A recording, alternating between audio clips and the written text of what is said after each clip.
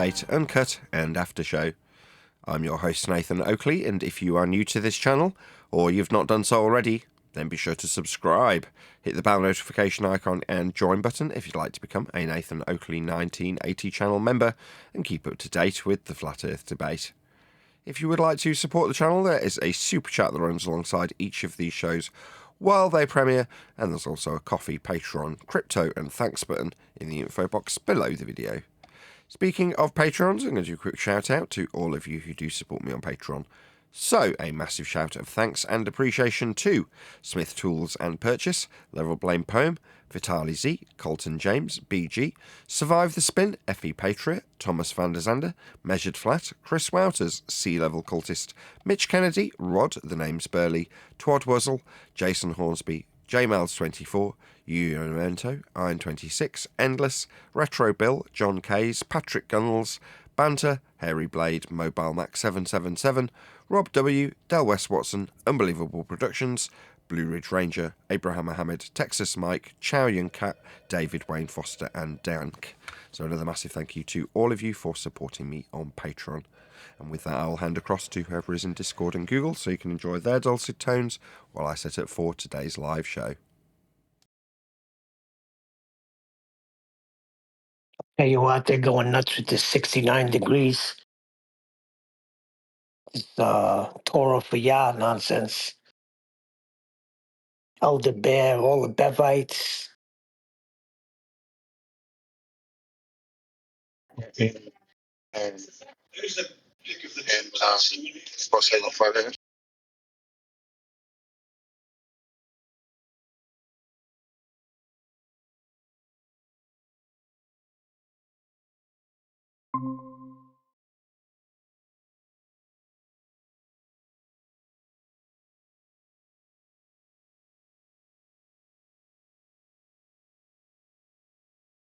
Yeah, they're all going nuts with it.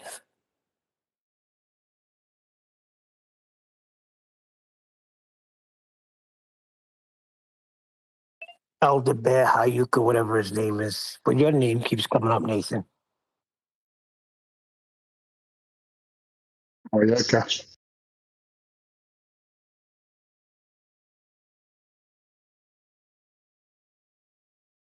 I didn't hear you.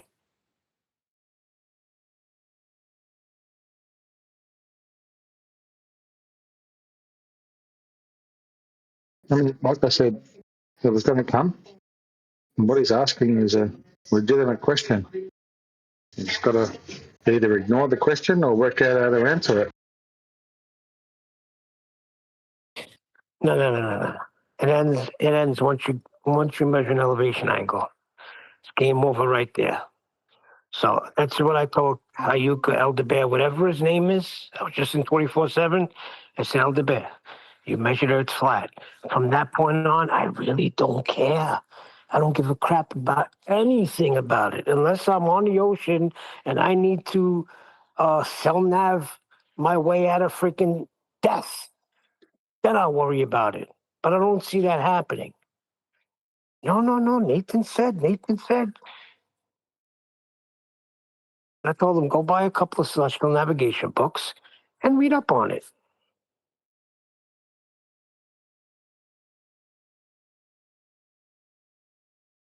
Yes, but those books allude to the fact that 1 degree of elevation equals 60 nautical miles, which we accept as true.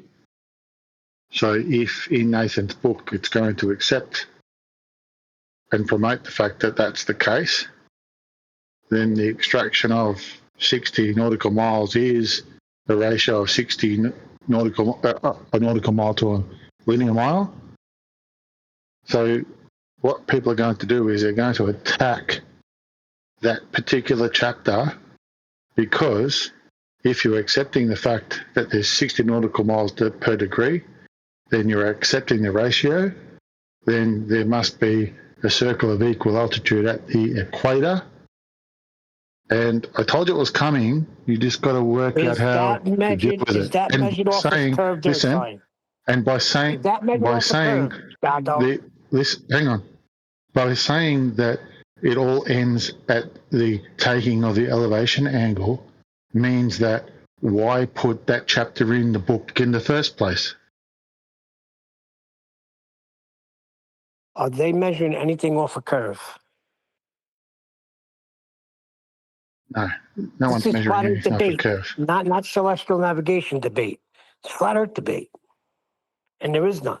Yes, but there's a book coming here, and what they're going to do is they're going to pick out pieces of the book to attack. And if you're not going to be willing to back up the chapters with knowledge of what you're talking about, then don't have it in the book. That's all I'm saying. Don't have the killer proof in the book. I got you. No, if your proof starts and ends at the elevation angle, it's fine. All of us accept that. It's no problems at all. Once you take the elevation angle, it's all done. It's fine. But hang on one sec.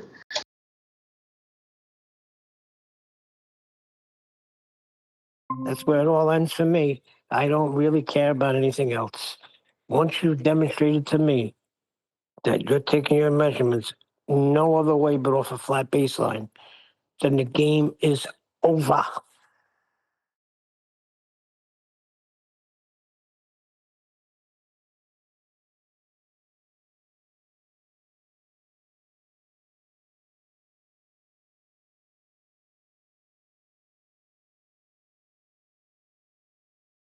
Been What's up, seeing a Adam? lot of stuff. Been seeing a lot of stuff on Antarctica in like the thing that you just posted, Nathan, in my Facebook. Like all of a sudden now, and everybody's an Antarctica expert.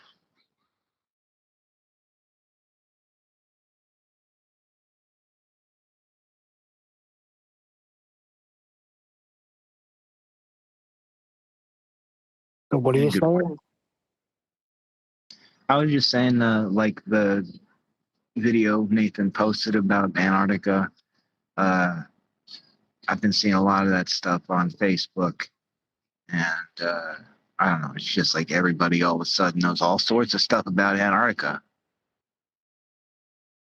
Oh yeah, that's the way it always is. Right? They come out and they're experts on everything. But I found it interesting because I think they're dealing with the Bevites in 24/7, and they got them to the point where somebody came in and just played a video saying the N word. I don't want to say it about 10 times in a row. I said, "Wow, that calls for a perma ban, doesn't it?" Yes, it does.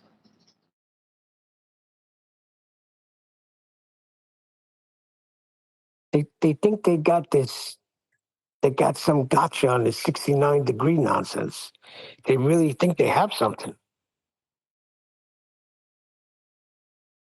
Well, their globe math is wrong, so it must be ours.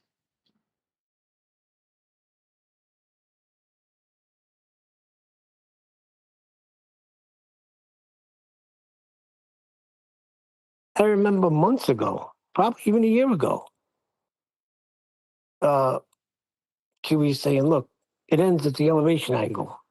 They just destroy it right there, a little old elevation angle."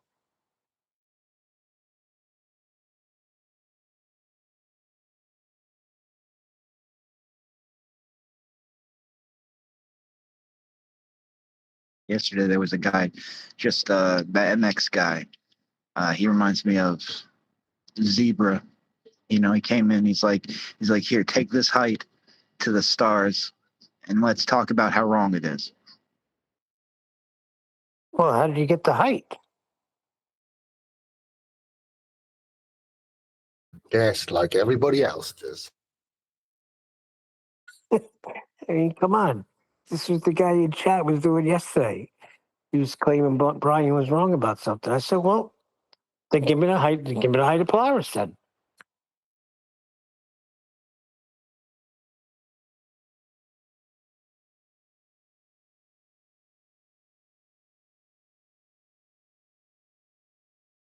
I don't think they understand that. We don't need heights to stars. Keep Unnecessarily. reminding them.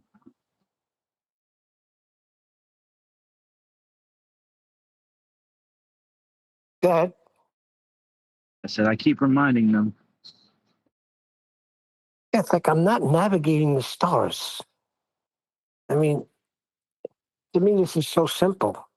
And it's like people just don't want to get it. But on a flat earth, it would be pi equals 2.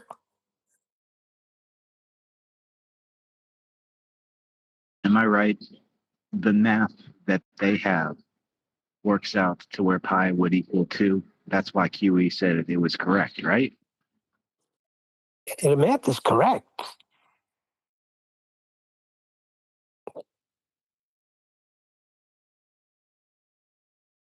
That's their globe. It's not our circumference. Yeah, I keep telling them it's, a globed out map, but it starts the same every time at flat at 90. Yeah, and that's all I care about because it's a flat earth debate. It's not celestial navigation debate.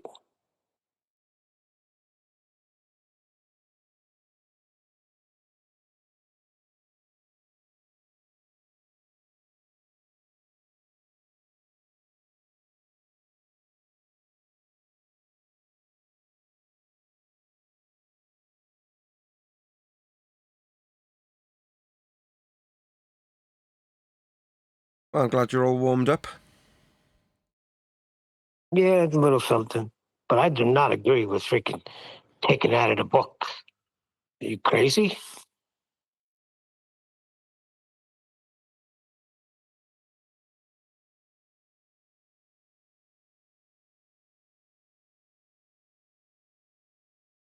You guys decide when you're going to do the book. Book gets done daily. It's just we don't join as a group every day to go through what's being done. But yesterday, Adam and I spent an hour or two together, just Nice. chit-chatting.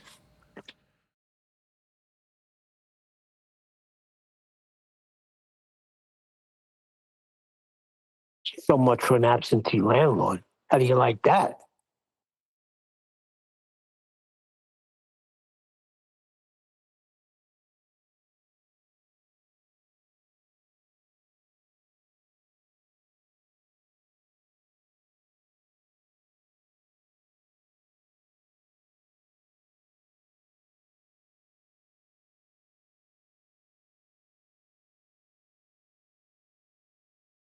All very exciting. Yeah, I was thinking about it. It's like everybody wants FED to be wrong, you to be wrong so bad that any little thing that comes up, everybody's pouncing on it. Oh, Nathan said, well, this is what Nathan said. Nathan's constantly saying this. It's like, geez, get a life, bro. Yeah. So what you're saying is these people are hanging on my every word. Oh, how nice. I'm going to go get coffee. Seems that way.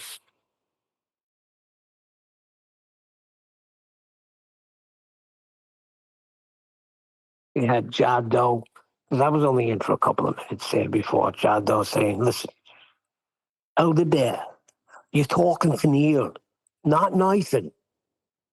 Neil, Neil. Why are you bringing up Nathan?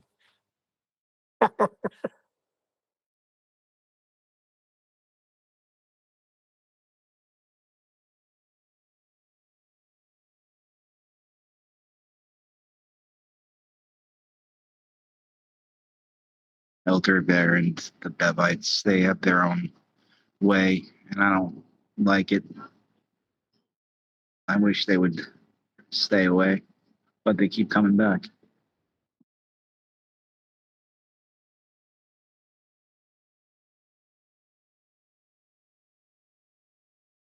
I'm talking and I'm on mute. Listen to this. This message just popped up from freaking on Discord. So if celestial navigation is no flat earth debate, why? So if celestial navigation There's no flat Earth debate. Why can you use it for navigation on flat Earth if you have no clue how it would relate to flat Earth? Who said that? I just said, look, it starts and ends with the elevation angle. Once we get that, I couldn't give a crap. Captain Edgewise. This is Hayuka. Changing his name. Is it?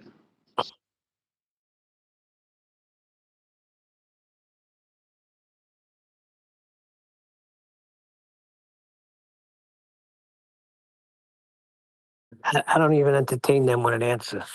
I never answer.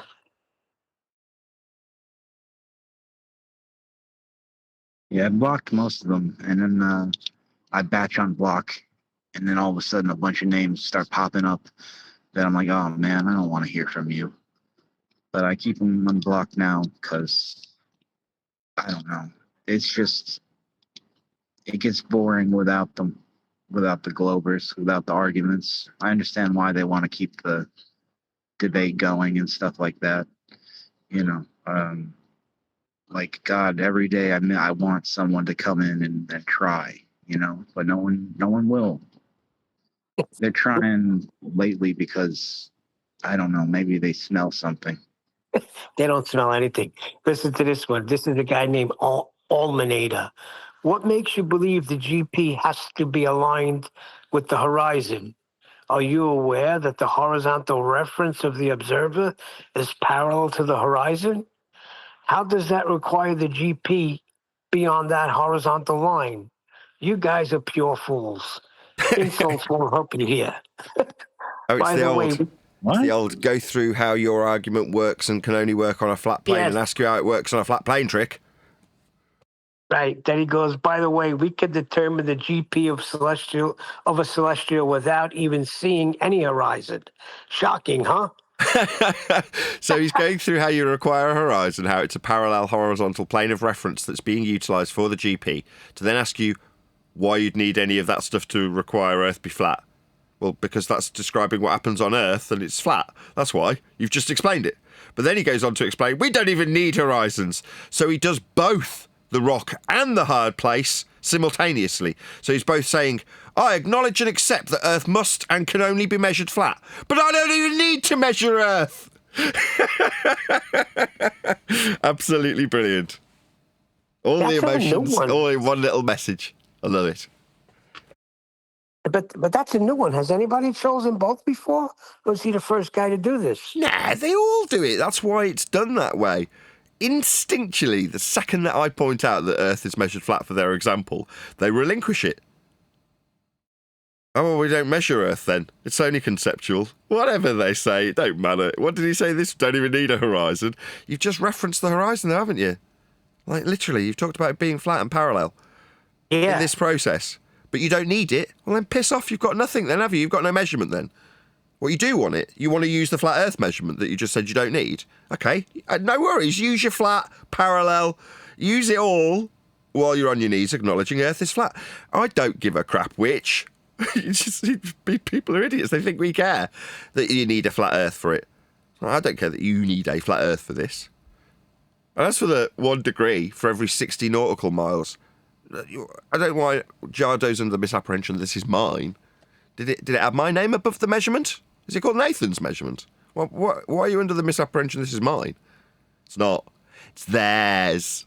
They need these measurements, and they will need to understand them. If I was a navigator, I'd be concerned if I didn't understand this stuff inside out and back to front as well as my sister did when she was out on her boats. I don't care. I just know Earth's measured flat as the first step. And that's it. For this purpose of this discussion, that's all I need. Do I need to know why? Do I need to know the areas of equal elevation? Do I need to know the equatorial minimums? Do I need to know the extended celestial plane? No, I don't need to know about any of it. I can have a vague idea if someone starts quizzing me on it. Now, you're under the apprehension that I must know it inside out and back to front if I'm going to put it in the book. Why? It's not a celestial navigation book. It's a book on flat Earth. The title's Welcome to Flat Earth.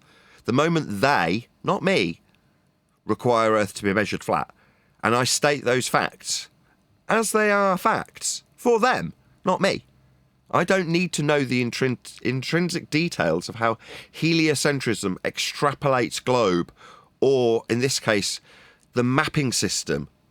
Now, I had it explained to me by partially what Adam was going through with me yesterday was, what was it? Something incredibly bloody boring. No offence to Adam, but it's like reduction tables. Oh my God, it's boring. And will it be accurate in the book? Yeah, it will. Will it be accurate because I've pored over it for hours? No. Other people who know that it's important that it must be pored over for many hours have gone through my work and checked it for me. Now, is that because I got ghostwriters? Nah, it's just because I'm lazy. Now, do you want to... Jardo, this is. And I'm not being spiteful to Jardo when I say this. You want to pour scorn on my ignorance of celestial navigation, you feel free. I'll just smile, though, and point out they're not my measurements. If you... I'm not saying you're the baller, but in this scenario, you want to deny these measurements you use, you can. That's the hard place. The hard place isn't me not knowing them well enough to be quizzed on them. The second somebody starts to use them, I'll say, so you need these flat Earth measurements then. Now, they have got, not I have got, two choices. They better know them inside out and back to front, try and weasel away from how Earth gets measured flat with them. They'll need to do that. But I've got a good nose for these things. You know, I can sniff out someone using a flat Earth measurement and hold them to it without any problem. Yeah, and they'll want to make it about how well I know celestial navigation. From what I hear while I'm making coffee and muddling around setting up this show, I'm hearing you guys discuss how the people around me, talking about what Nathan says, are worried about how we utilise these flat Earth prerequisites. Oh, how nice. How nice they're being ascribed to me. So they can figure a way of getting around what they'll do with the flat Earth measurements they all require. They require, not I. I don't need any of these, just so we're absolutely clear. For me to win, if you want to perceive that as the end goal, right? What's winning? The door's got a title, it's called Flat Earth Debate. And what's winning? Proving Earth's flat. So at the minute we, if you want to say collectively, because I'm going to take the victory from their requirement to measure Earth flat, that's the end of this perceived discussion. It is flat. You require it to be so for you to move forward and calculate how we've got an equatorial minimum. I don't care about your equatorial minimum. What's that? You're asking me about how many nautical miles, but I don't give a crap. You've just measured Earth flat, haven't you? Now you've got two choices. Relinquish your flat Earth measurement you need, or get on your bleeding knees and acknowledge how you need Earth to be measured flat. Now, do I give a toss, which anybody does? No. Do I need to know the intricate details of celestial navigation to point this out to some tosspot that bleeding requires it to be measured flat? No, I don't need to know anything, really. Just stop them when they measure Earth flat and say you're measuring Earth flat. Now, you can carry on. It's fine. But I've won. You understand that, right? Now, when they kick and scream and tell me that I beat my kids, I'll laugh in their faces. Yeah, that's what I'll do. I won't go out to the library and get a celestial navigation book like 10th Man did. He spent $5,000 on them. Me? When it got to the point that we measured Earth flat and so did they, that's all I took away from it. I didn't go away and say, oh, you know what? I could get a celestial navigation degree. I could train people in cell nav. No, I never thought that, really. I'm worried about paying my mortgage and how many YouTube views I'm getting, and worried about whether or not it would look terrible before bringing out a book if I started e-begging. So I've driven myself to distraction, bought a load of microphones, done my sales job that I thought I walked away from when I started as a YouTuber, so that I don't have to e-beg before my book comes out. What do I want? My book to sell. Is it good? You're fucking right it is. It's the best book you'll ever read on this subject. Is it covering every single base in celestial navigation that requires to be covered? Yes. You'll be proud, I absolutely assure you. You've got access to the editing sessions, Jardo. Sit and listen to a couple of them. Then you'll know how absolutely outstanding every chapter will be. It won't just be polish, it'll be blinding, mate. By the time it comes out, it will be absolutely second to none. Now, I'm not going to say this stuff. I'm generally quite hesitant about putting my stamp on things. When it comes to this book, there's no bones going to be held about it. It's absolutely unequivocal in terms of the quality. It will be second to none. Do not worry. Are we making any assumptions here? Because why am I getting, so why claim anything about it? No, you claim you need it before you measured it. Let me just address So that straight Nathan away. can live with Stop. concepts. Stop. They're asking you, why would you make any claim about it? It's a tacit attempt to flip the burden. Listen to John's words resonating in your mind. You need a flat earth more than we do. Yeah? So it's a tacit acceptance to ask you, well, why are you making any claims about it? So that they can talk about you and your claims, Neil. So that they can, casually whistle past the fact that they've just utilised Earth as a flat plane for their measurement, and then start asking you about what you've got to do with it. So what, you should just walk away and let them measure Earth flat, is what is actually being said, Neil. So you're going to walk away. What, you've got nothing to do. You don't even need Earth to be measured flat, Neil, do you? So what have you got to do with it? I'm worried about the assumptions. If that's how measurements work, you do them with your assumptions. We have no assumptions. These are measurements. We're not assuming anything.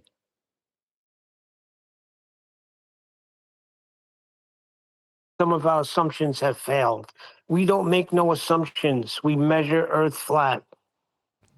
Put it back on them. They're the ones making the assertions. They're the ones who require it to be that way, not us.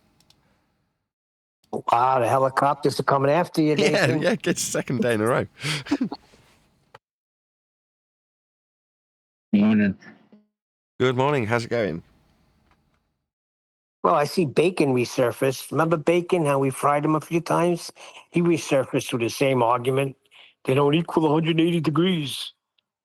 The degrees that they're trying to transpose and suggest will only work if we take the measurements from the centre point of a sphere Earth and then transpose them with PZX triangles that then bend into things that are no longer capable of description as an angle when they're on a curved surface.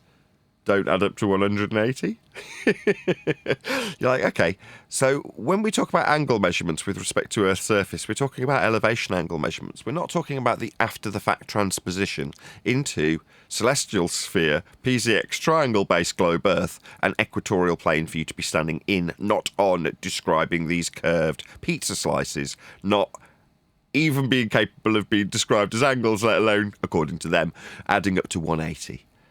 Meanwhile, the actual acquirement of these angles in terms of Earth measurement require, without any doubt, Earth be measured as a flat plane.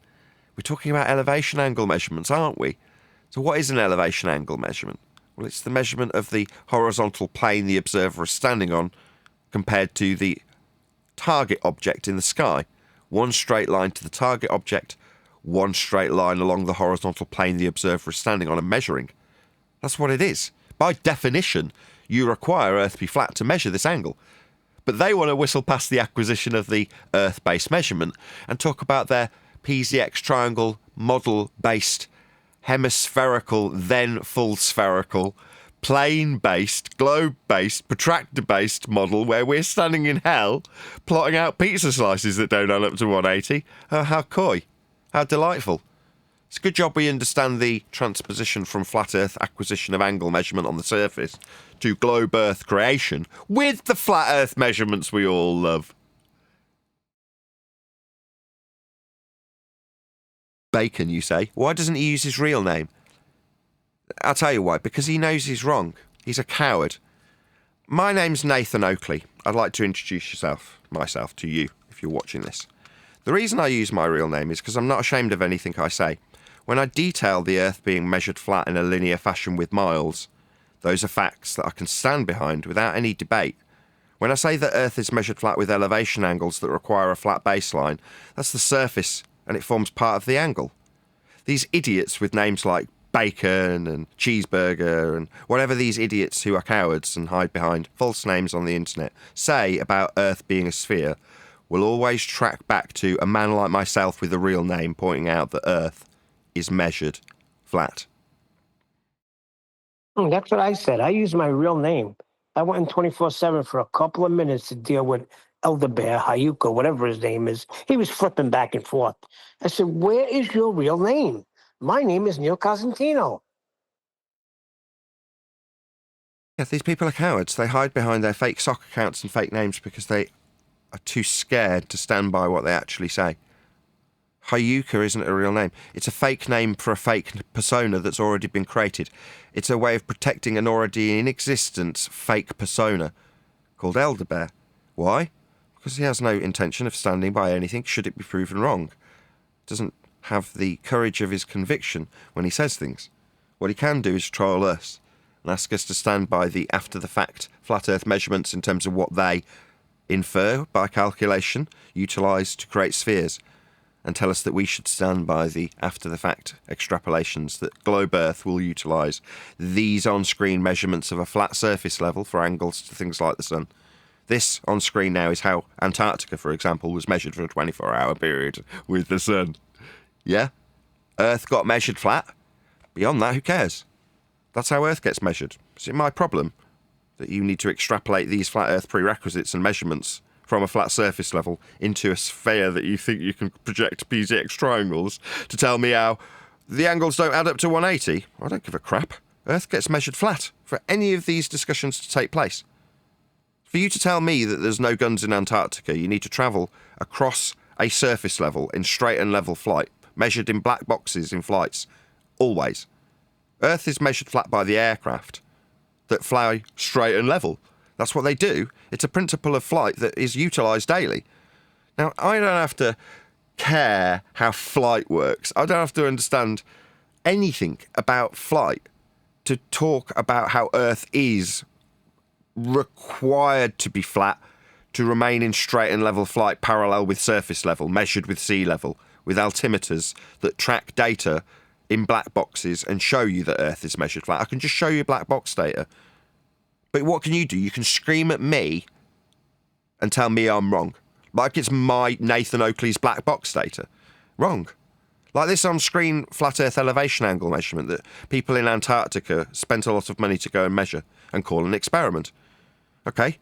You can call it an experiment. You can say that it proved a globe, but it is ipso facto a flat Earth measurement. Now, when I point out that it's a flat Earth measurement, you can either accept these facts for what they are, or you can ask me where guns are. Those are your choices. You can do either. I don't care.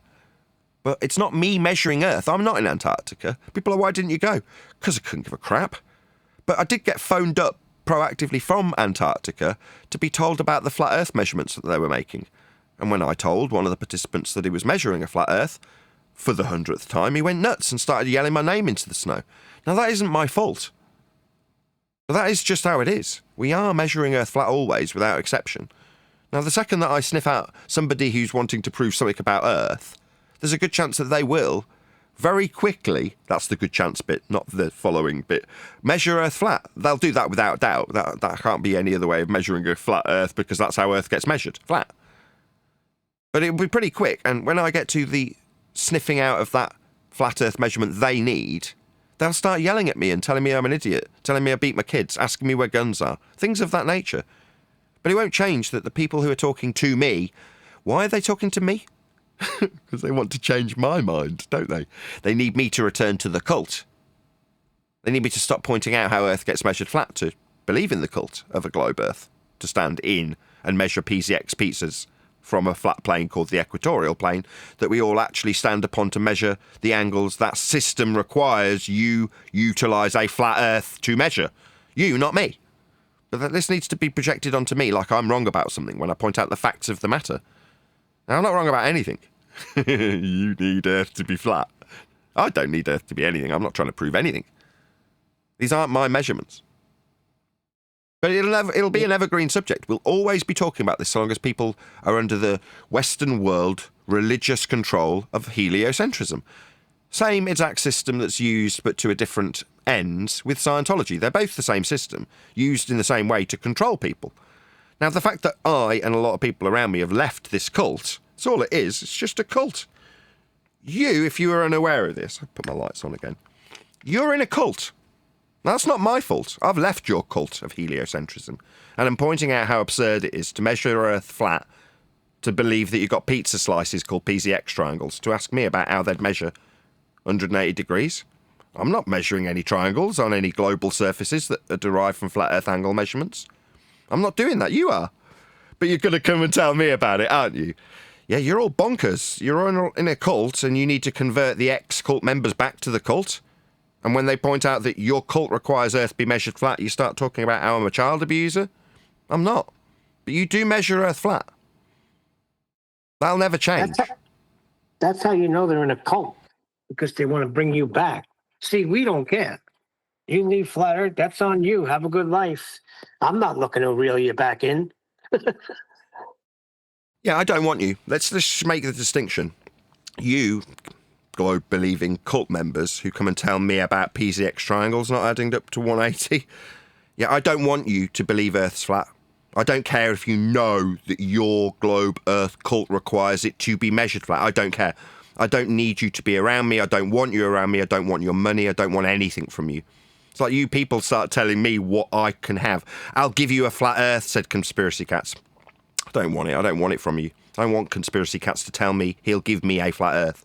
I already knew it was measured flat, but he felt the need to give me something like I asked. No, I don't want anything from you. You want me back in your cult of globe, though, don't you? And every time you attempt to recruit me, you find that Earth gets measured flat in every single instance of Earth measurement. Now, that's not me saying I want you to come and believe in a flat Earth with me. I don't want any of you. I don't care about any of you. The people who make themselves abundantly aware to myself as being there to help, they're really helpful and they know exactly who they are. Everyone else beyond that, I don't care about you. Yeah? But you're still yelling my name into the snow when you go out of your way to measure Earth flat and call it an experiment. That's what you do. Yeah? I'm not going to be out screaming people's name into the snow because they haven't been recruited into my cult. I haven't got a cult. I don't care how you measure Earth flat. But you do measure Earth flat. And I'll keep pointing it out to you. It means I've got an evergreen subject, regardless of how censored this show is. It's always going to be an evergreen subject. There's always going to be people in the cult of heliocentrism who want to tell me I'm wrong, affording me the opportunity to reactively tell them where they measure Earth flat, where they have a need, a requirement for Earth to be flat to move forward in their spherical belief that they want me to be a part of. I'm not chasing anybody down telling them it's flat. Far from it. I will, for the first time, start going out proactively chasing people down to buy my book, talking about the last 10 years of my life, and how that has involved people chasing me down to recruit me into a globe cult that I departed from 10 years ago. Now, 10 years on, having been chased down proactively by people like MC Toon, the man who ended up screaming my name into the snow, not the other way round, how they measure Earth flat. Because when I point out how the people who are in the cult still trying to chase me down to re-enter it, they're measuring Earth flat. They're affirming the reason I walked away. And all they can do is scream my name. That's all anybody can do when you hear this information. And there's only one thing you can really do to stop this, and it's to make the signal to noise louder on the side that lies about Earth actually being a sphere you can stand on. The signal is us. The noise is globe Earth garbage. Us pointing out that Earth gets measured flat has to be turned into background noise. That just requires us to be censored, right? Shove us to the bottom of the list and have McToon shout my name into the snow louder. Because even that, in and of itself, will be, to the perception of the person watching, a victory. It's good enough. Most people are thick. And they're not going to get to hear me saying, why is he screaming my name into the snow? Because he's literally just got off the phone with me. Yeah, that'll be him contacting me proactively, MC Toon, to tell me that he's measuring Earth flat. And if you want to believe you're on a ball, that's going to send you nuts. And it did. That's why he's contacting me. But me, I can look at my numbers and know that I've got less than 50 people watching right now. Why? Well, not because I haven't been here as a subject matter expert in a subject that everyone's searching for. I just know that when they type in flat Earth, they don't find me. They find MC Toon screaming my name into the snow, but not me. So 54 people watching, I was wrong. But there we go. That's life. It doesn't change that me, I'm in the absolute supreme confidence position to be able to dictate facts to people. Like in yesterday's show when Neil deGrasse Tyson comes on the scene and starts saying, it used to be the case that you thought you could just guess your way through life and that would be good enough. No. When we talk about the fact of Earth being measured flat for heliocentrism, orbital motion, gravity, just to name a few. Those are facts. They're indisputable. You don't have to like them. You, the one who needs them. You, the one who requires perpendicular planes of reference to weigh things to call gravity. You need Earth to be flat. Yeah? And it'll slowly start sinking in, even by osmosis, even if it is through heavy censorship that we don't reach a great deal of people. The people who we do reach want to support me. Now, I sleep well. Poor. That's stressful. But it doesn't change that I don't wake up in the middle of the night stressed out about whether or not my religion's correct and I'll be proven wrong next week. I already know the facts in the matter. Earth's measured flat. And every time someone comes and tries to take me back to their globe cult, they tell me how they are measuring Earth flat. Every single time. As I go back through the old shows, the old flat Earth debates, it rings with a almost disturbing clarity after the fact. I hear our opponents telling us how, yeah, we measure Earth flat, it's because it's really, really big, so it's okay. For me, the globe-believing numpty, here to convert you back to the globe from the flat Earth you know you are standing on, by telling you it's okay to measure Earth flat, it's really big. That's what I'm hearing when I go back through the old shows. Now, did we hear it in the moment? No. Am I embarrassed by it? No. Could I be? Yeah. But I'm not. We were all indoctrinated to believe we're on a sphere. Now we know we're not because we see how Earth actually gets measured to create that sphere for us to have believed in. Embarrassing. They go back to their old tricks because somebody just said that the other day. All right, I'll give you a flat Earth. And then he went on to go on with his nonsense. You're not giving us anything. It's flat. We're just aware of it now. That's exactly what I was saying at the start of the show. That's a tacit way of attempting to flip the burden. I'll give you a flat Earth. No, I'm all right, thanks. I don't need anything from you, but it flips the burden so that the only time it's acknowledged as being required is when it's being given to me, the flat earther. No, you need it to be flat. You're going to be measuring it flat, in that case for perspective. That's how Earth gets measured. Now, if you want to apply perspective to your argument, you're going to be on your knees acknowledging a flat Earth that you're measuring to do so. Now, it's not that suddenly you need to tell me that you're giving me something. I don't want anything from you. They just don't get that. Now, when they finally appreciate it, they bugger off, they give up their channels. This is Conspiracy Cats we're talking about. This is a man who, after going nuts, similar sort of story to McToon, by coincidence, he's the man who gave Toon his channel. So after 125 repetitions of me telling Conspiracy Cats, you can't have gas pressure without a container, sky can't be a vacuum, the gas would fill the space, he went nuts. Now, his video before buggering off and making ghost videos was about perspective and a flat Earth that he'll give us.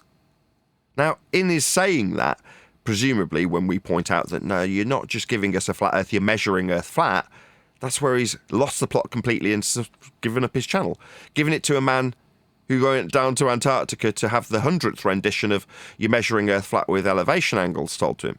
So that channel's cursed. The first guy who owned that channel went nuts and is now making videos about ghosties. And now the guy who's taken it over is screaming my name and talking about guns in Antarctica. I kid you not. So it's a cursed channel. Cursed as in cursed by me. Cursed to be told hundreds, not an exaggeration, of time how your Earth is a flat plane and the sky is not a vacuum for your little space rockets. And your heliocentric orbital motion, also derived from flat Earth measurements.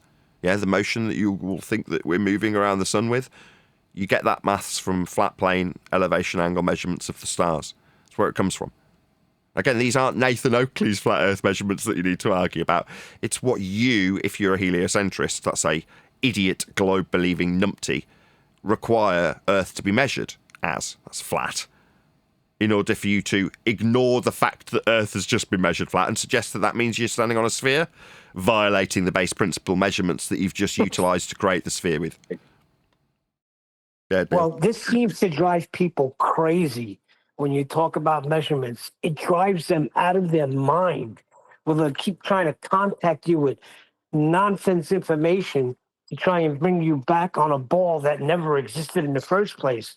But this particular proof, this silver bullet, is driving everybody mad. Imagine the pain, right? The pain of having to explain to somebody that you live on a ball that measures flat. Like, that explains why they're going crazy.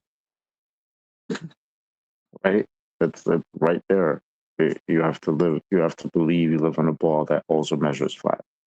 A ball that's too big to measure the very curve that makes it a ball in the first place. That sounds very psychosis-inducing type shit. Yeah, sounds like it'd send you nuts if you started to dissect your own cult. Yeah. Easier to tell other people that they should be rejoining it and just accepting that flat Earth measurements are perfectly acceptable to believe you're on a ball, which is what they were effectively doing when they go down to Antarctica to call a flat Earth measurement an experiment that essentially is suggested to prove a ball.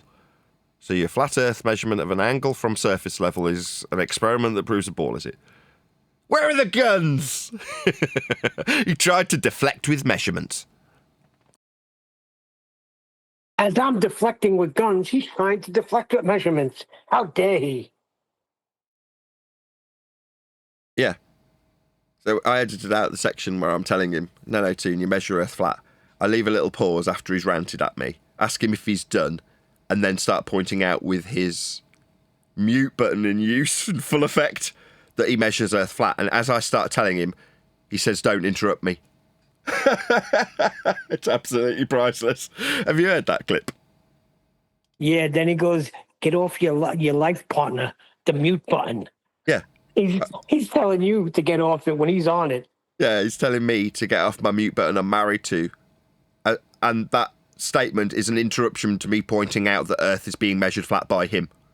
Get off your mute button. That's what he's saying, to interrupt me pointing out that Earth's being measured flat in Antarctica by him. The measurements that are being utilised are being interrupted to tell me not to use a mute button. That's correct.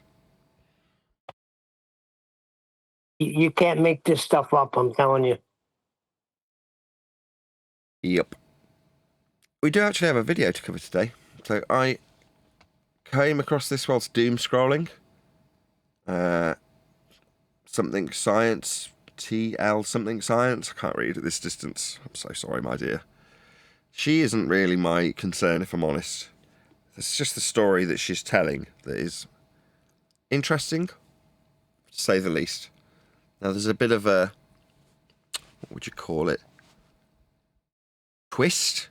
Plot twist might be the right term at the end of this video. But it's relevant. You'll see why as we progress. What I want you guys to do, let's go back to the panel. Can you all hear me? Is everybody, let's have a little roll call. Wandek and Craig, Adam, Chocolate, you all present and paying attention? I'm here. I'm ready. Perfect. Let's go. Excellent. Right, what we're going to do, as we play the video, even though it's not by her, at least connected to the subject that we cover on a daily basis, that's Earth being measured flat, I want you to just interrupt the video when you hear something that requires Earth be measured flat. Sound like a fun game? That's going to be quick right away. I watched this several hours ago, so I can't remember how quickly that'll happen. But we'll see. Okay, we're all ready? Just check if everyone can hear this in Discord. The fact that sort of terrifies and excites me all at the same time. You all hear that? Yep. Yeah. I'm asking Discord. Can you hear that in Discord? Is that okay? Can you hear it okay? I didn't do a roll call to check if anyone was paying attention in Discord, and they're clearly not. We'll just carry on regardless, I guess. Right, okay. I will, while hopefully somebody picks up their mic and replies and says, yeah, we heard it. I'll do a quick share of this young lady's video, only reasonable, as she's put the effort in to cover this subject. So, this something science video, Till Science, I can't read, I'm so sorry. This is her video, so please share the love, the YouTube love that is, with this videographer by letting her know at Nathan Oakley 1980 sent me with a polite comment that just alludes to that fact. So don't be passive aggressive, don't be, doing anything other than sharing the love with this very pretty videographer. So let her know at Nathan Oakley 1980 sent me with a polite comment that's alluding to the fact that we have covered her video. And hopefully if she was to respond in any way, she'd do the same for me and put a link to the very handsome and beautiful and nice smelling Nathan Oakley 1980 in her video response. We can only dream. Hopefully that's given somebody in Discord enough time to actually give me a response. Can you all hear this, Discord? Some of the biggest lakes on our planet are hidden beneath miles and miles Nathan? of ice. Yes. I just went in Discord and I don't hear a thing from you. You don't hear the video playing? In No. Antarctica. Exhibit A, Lake Vostok, which is under 2 miles of ice, is 3,000 feet deep. Ding, ding, and is the ding. I can see my light flashing though, Neil. I can see that the signal's going through. I'm reasonably confident they can hear it in Discord, even if no one's responding. I hear it now. Oh, okay, jolly good. I heard a ding, ding, ding, ding, ding when someone talked about how deep something was. He said miles, and miles are a linear distance measurement. Indeed, she's actually talking about depth, though, in this instance, right? 3,000 foot depth is perpendicular to a plane of reference. To describe how deep something is requires Earth be measured flat. These axiomatic principles can only be described perpendicular to a plane of reference. It's an axiom. Now, when you're talking about globes, as much as I hate to incorporate the anti-argument, it's not necessary. It frustrates me when others do it, but nevertheless, I'm being told I shortchange people when I don't do it, so I'll do it with an air of disdain. Yeah, a globe would only have in and out, like outer space and inner core. Like there aren't any up and downs in outer space, right? You all aware of this rhetoric? It's all sounding familiar, you bunch of dicks. You stupid numbskulls. I'm talking to the globe believers, you understand. You don't have down for depth. And how deep something is with respect to sea level. Like heights, elevations also require a flat Earth be measured. It's axiomatically connected to a surface level, a plane, sea level. Depth, perpendicular to the plane of reference in this case. How deep? Well, it's going to be compared to sea level. Axiomatically requiring Earth be flat. There's no globes involved. Now, I yearn for the day that I don't have to detail my opponent's position. Because why the hell should I? Seems absurd that I should go through how we don't have axiomatic principles adhered to on spherical surfaces. Why should I? It's not my bleeding belief. Why should I have to go through how it doesn't work on a ball? Very frustrating. Meanwhile, what we will do, axiomatically are required to do, and can only do a flat Earth measurement in this regard if describing depth. size of Lake Ontario. That's a lot of lake. Now imagine all the deep sea creatures that are living inside that lake. And just so we don't lose track of what she's actually talking about. So she is discussing the discovery of, I'm going to use this word, alien species in Antarctica. So there is an entire ecosystem alleged to be in a trapped lake with no access to sunlight, taking their energy from the rocks. All sounds very alien. Would we not agree?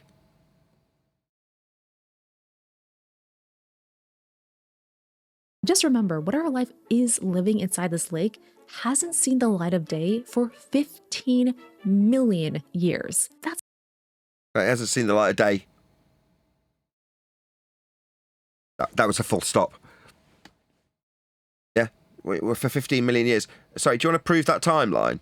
We've only just discovered them, and then you know how long they haven't seen light for. My dear, you're just making these numbers up. Yeah? It's like statistical information. 63.4% of it is made up on the spot. It's a Vic Reeves quote. That's going to do something to you. And by the way, the water in the lake is not frozen. It's still liquid, despite the average temperature in the area being around negative 60 degrees Celsius for Cold enough to have your shirt off. Where are the guns, Nathan? Where's your shirt, McKeegan? most of the year. And temperature requires a container. Yeah, that's... Oh, beautiful. I didn't even spot that. Excellent. So, yeah, you're right. Absolutely correct. If you're going to describe something with regard to thermodynamic temperature in this case, then you're going to need containment. Shout out to Brian's logic. Absolutely correct. Because ice is actually a great insulator. Plus, Earth is always giving off some sort of heat from its molten core. Now, Really? Molten iron core?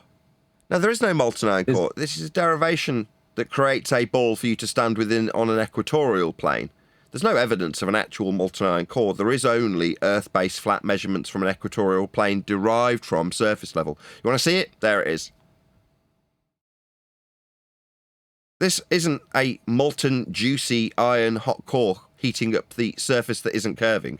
Earth's measured flat to create this mathematics. There is no molten iron core. You won't be evidencing it, my dear. This is garbage. Shout out to Duncan McLeod. You're going to need a flat Earth for that. You're absolutely correct. Thank you for the super chat. Now, John Prissu is a polar scientist, and he studies. Of course. So I've got a whirly whirl on my live stream, got a whirly whirl on my video.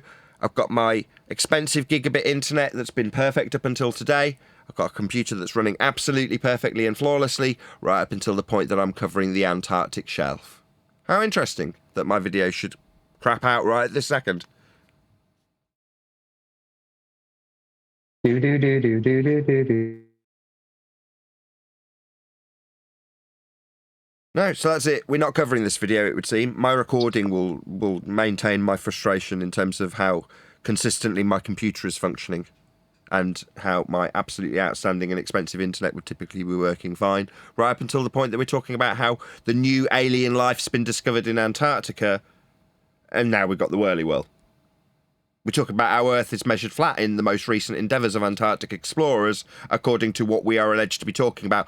Although this was going on, what we found new alien life on a world that's not very explored, that's very intriguing. It kind of sounds reminiscent of what I very specifically said would happen if we were to be free to discover the rest of the world. Like we'd find more life. Alien. Now, obviously, we're not going to get to see that. My gigabit internet isn't quite strong enough to run a YouTube short video in a vertical format in very low resolution.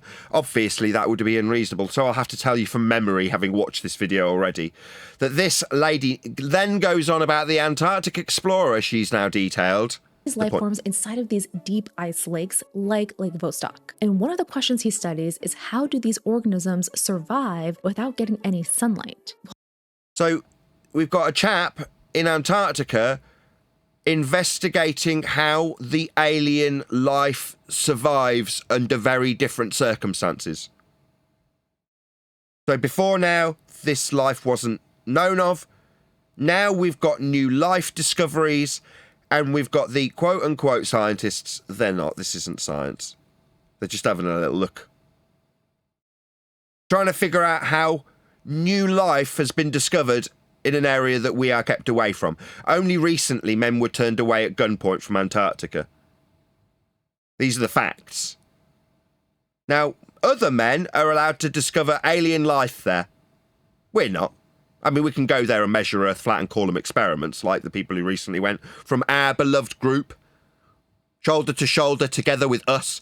We recently went to Antarctica collectively and measured Earth flat there. We weren't allowed to go digging in the snow. We weren't allowed to go beyond any particular duration, designated area. But apparently, alien life's being discovered in the same areas that we aren't allowed to go on. I see. Well, get this. Remember our old friend, Dark Oxygen, aka Doxygen? Turns out these microbes are getting their energy from the rocks. And this is wild because for the longest time, biology just skipped over Antarctica thinking there was no life, no biodiversity there. No guns. But there is biodiversity.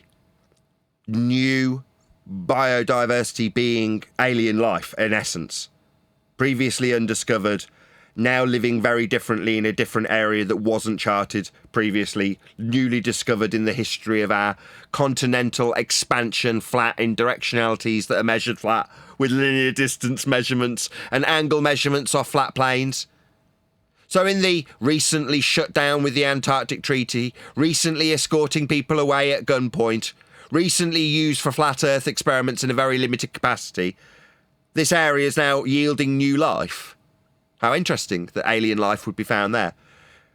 I mean, if it were me, I'd need an ancillary rhetoric that kept people from wanting to push forward and explore their world, that suggested that the only new life was found out in, I don't know, somewhere that there definitely wasn't any soil, not that you could explore there. I don't know where that could be. Maybe the sky? If we pretended that the sky had all the new life and new soil.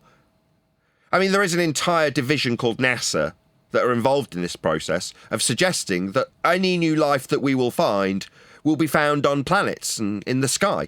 Absurd, because the sky's full of air, not full of soil. But they're telling us that the little flashing lights are actually soil. But meanwhile, we have found new life. We've found alien life that lives in a very alien way, in a very mysterious place that we've got the Antarctic Treaty preventing us going from, and people being escorted away at gunpoint if they accidentally get there. And other people measuring Earth flat there. I see. This is all very intriguing. I wonder what NASA got to say about it. I mean, obviously this would have nothing to do with NASA. But that couldn't be farther from the truth. There's an entire ecosystem teeming with life that is totally unique to anything else that exists on our planet. And what's even more wild is that the nutrients that are produced as byproducts of this energetic extraction by the microbes fertilize the Antarctic continental shelf and to the rest of the world's oceans, because wow, it's like it's quite a critical little ecosystem we've got going on here.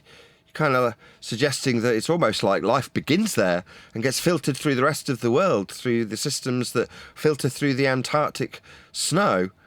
I mean, this is absolutely amazing. Wow. There was me thinking the only new life we'd find would be if we travelled out to the little lights in the sky that are very difficult to travel to. Amazing. yes, despite being buried under miles of ice, these lakes flush out.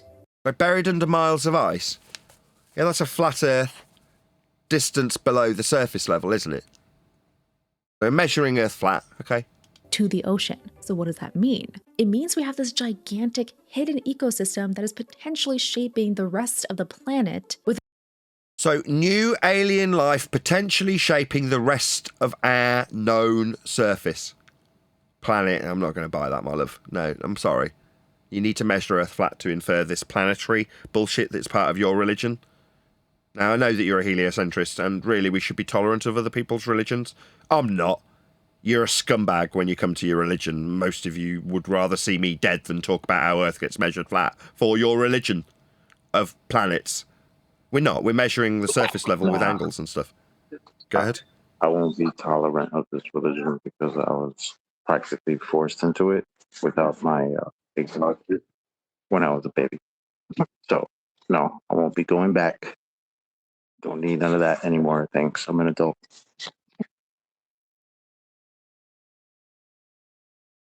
with its water and unique biodiversity, and the study of how this is influencing the rest of the Earth has just begun. What's really interesting is that John collaborated with NASA to see if Jupiter's moon Europa has water on it.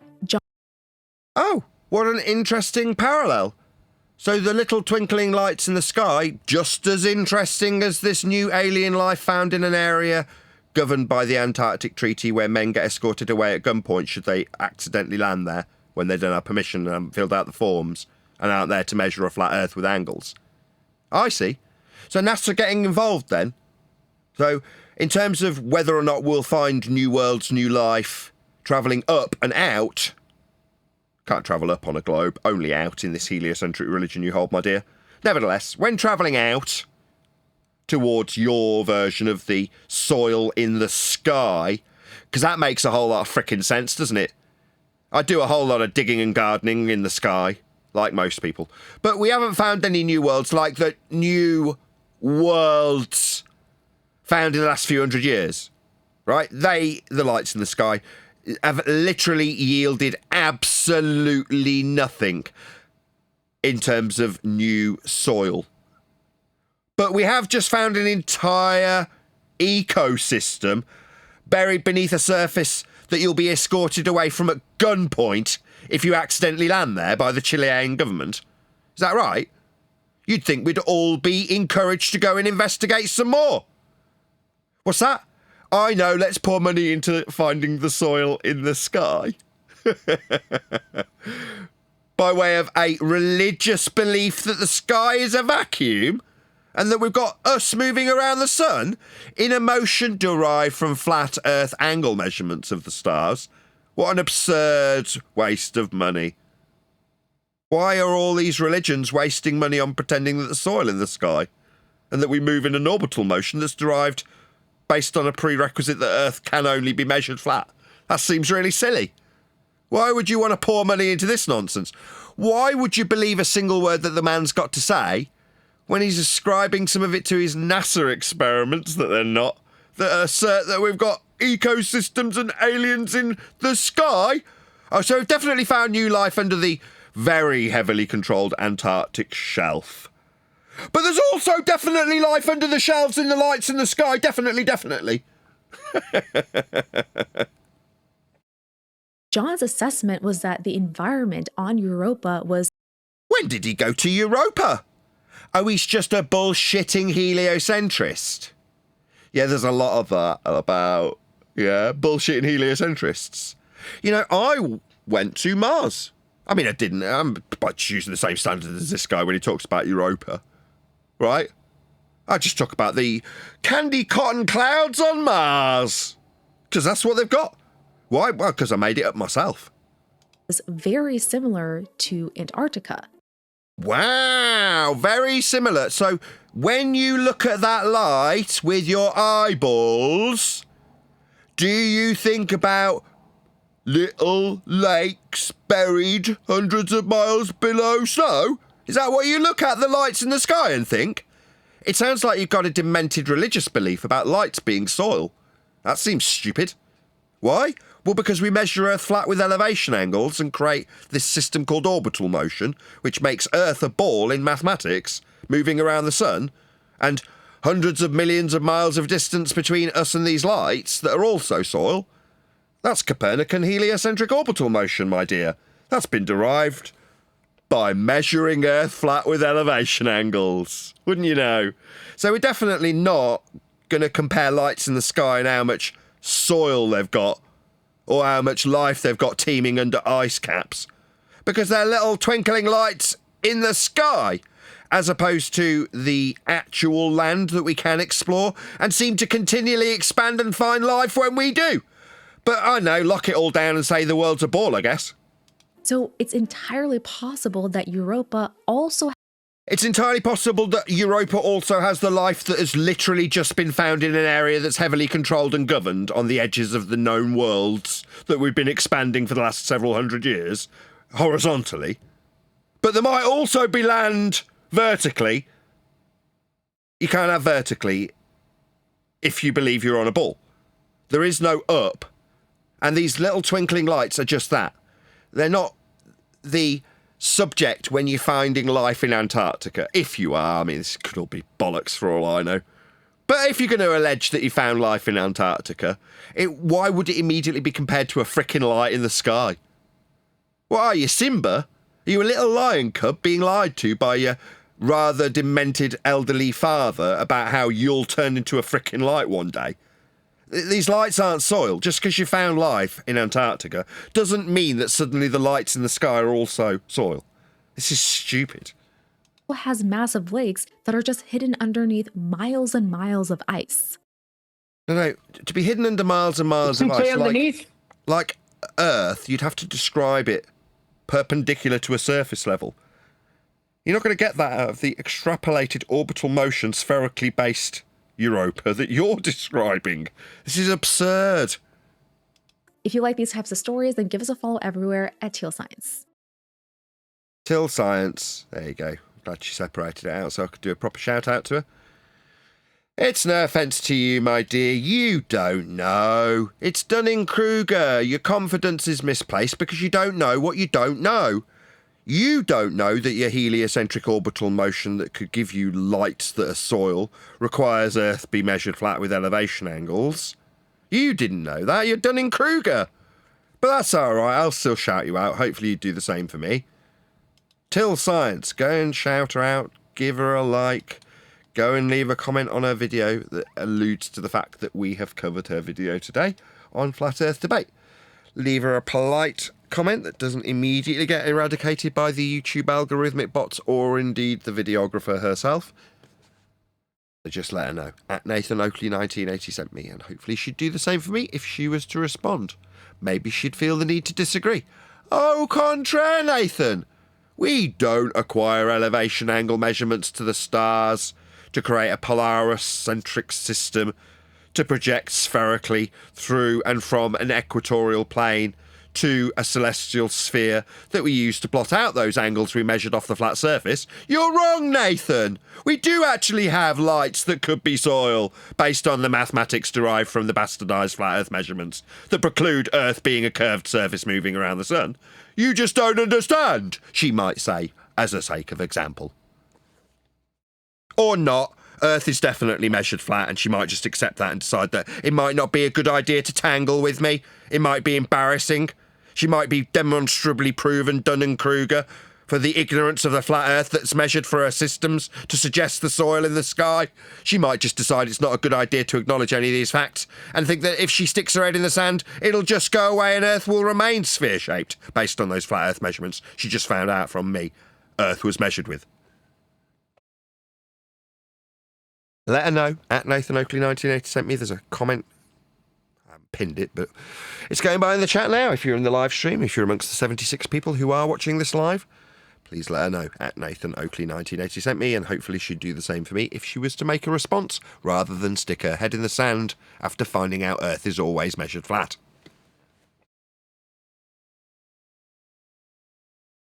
Did you all enjoy that? Yeah, it's a good laugh. I pick that one. Not often I pick something. Whilst you were doom scrolling, what did it come up on your feed randomly? Yeah. So as I was scrolling through shorts videos this morning. Yeah. Very pleased to have covered her. Till Science. I'll stick her in the name of the title. T-I-L. Is it T-I-L? Yeah, T-I-L.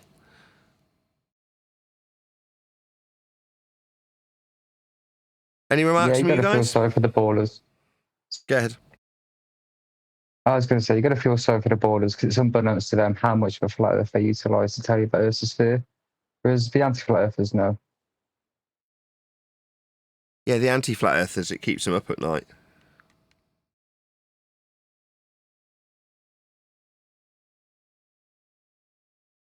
Yeah, it's driving them to distraction. They need to find little straw men to burn to make themselves feel better, like guns.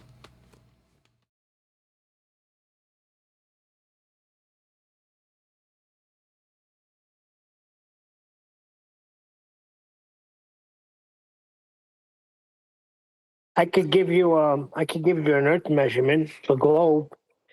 I define it to be linear on a globe, a geodesic, and if I have to walk that path, it can be approximated via ever getting smaller linear segments.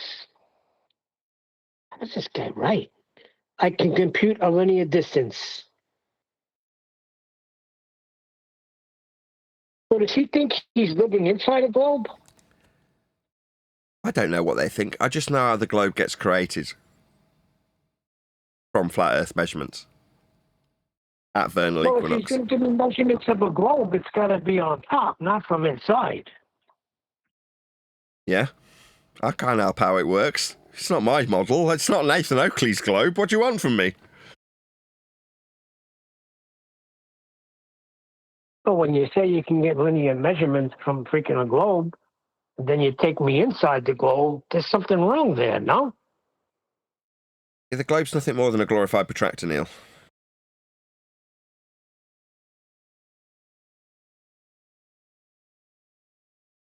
How does somebody take you inside mathematics? I don't get it. They whistle past the flat Earth prerequisite measurements that are made on the surface level, utilise them to create a ball model to put you inside, and then ask you if you understand how the projected PZX triangles don't work when they're added up to more than 180. Things like that. That's ridiculous. Yeah, well, it requires you whistle past the flat Earth prerequisite measurements that we all make of Earth. Always beware when somebody says, think about it. How do you Think about whistle it. past it when your first statement out the gate is it's too big to measure the curve, therefore being flat? How do you whistle? So you might as well just say it's flat and then whistle past the it's flat. The thing I just said. That's ridiculous. But they do say it's flat. Well, that's what they're saying when they say it's too big to measure the curve. If you didn't measure the curve, what did you measure? Nothing. Flatness. Yeah, okay. So we're on the same page then. And then you have a story, and then you turn it into a globe. What? That sounds like crackhead shit. I'm sorry. Yeah, it's so big, we'll measure it flat.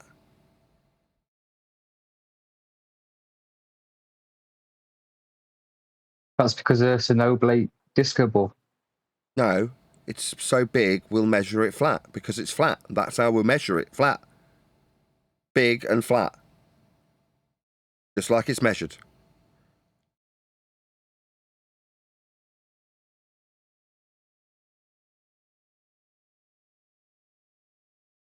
Yeah, like I keep saying, you don't have to like these facts. And you can try as much as you like to make them into my facts so you can make them wrong. And when they're wrong, there'll be Nathan's facts that are wrong, meaning you can still, utilise these flat Earth prerequisite measurements of Earth to move forward in your ball belief, but only Nathan's measurements have been debunked as wrong. No, that's the game currently. Make the flat Earth measurements that are required to create a ball into Nathan's measurements.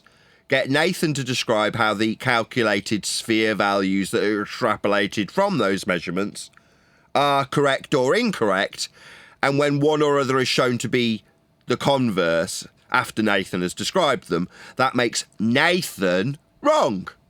So you can all get on with your day measuring a flat Earth and believing that Earth's a sphere after the fact because you calculated sphericity from the flat Earth measurements. The ones that you use, not the ones that Nathan was talking about. Well, the ones that Nathan's talking about are yours. That's all I talk about, because I don't need any measurements of Earth. I haven't got any requirement to measure Earth. None. You have. That would be a hell of a feat, though, because they would have proved you wrong, and then they would be proving, I don't know, sustainable by design wrong. The citation you actually cite, talking about a horizontal plane that the observer is standing on. They'd be proving them wrong, too. So that would be a hell of a feat. That's correct. I say they should go for it. Yes, it's called The Rock and the Hard Place. So I'll use the example with Al-Biruni. Globehead comes along and says, we know Earth's a sphere. We've measured it thousands of years ago in Alexandria and Cyan. We measured a stick and a shadow. We measured a well. We found out the distance. And we knew, after we extrapolated out all of the values, how big the Earth was when sphere-shaped. So screw you, flat earther. Response. He's measuring flat Earth elevation angle measurements to the sun. Unless the Earth is flat, this measurement is void. Do you accept the flat Earth measurement that is required in your own example?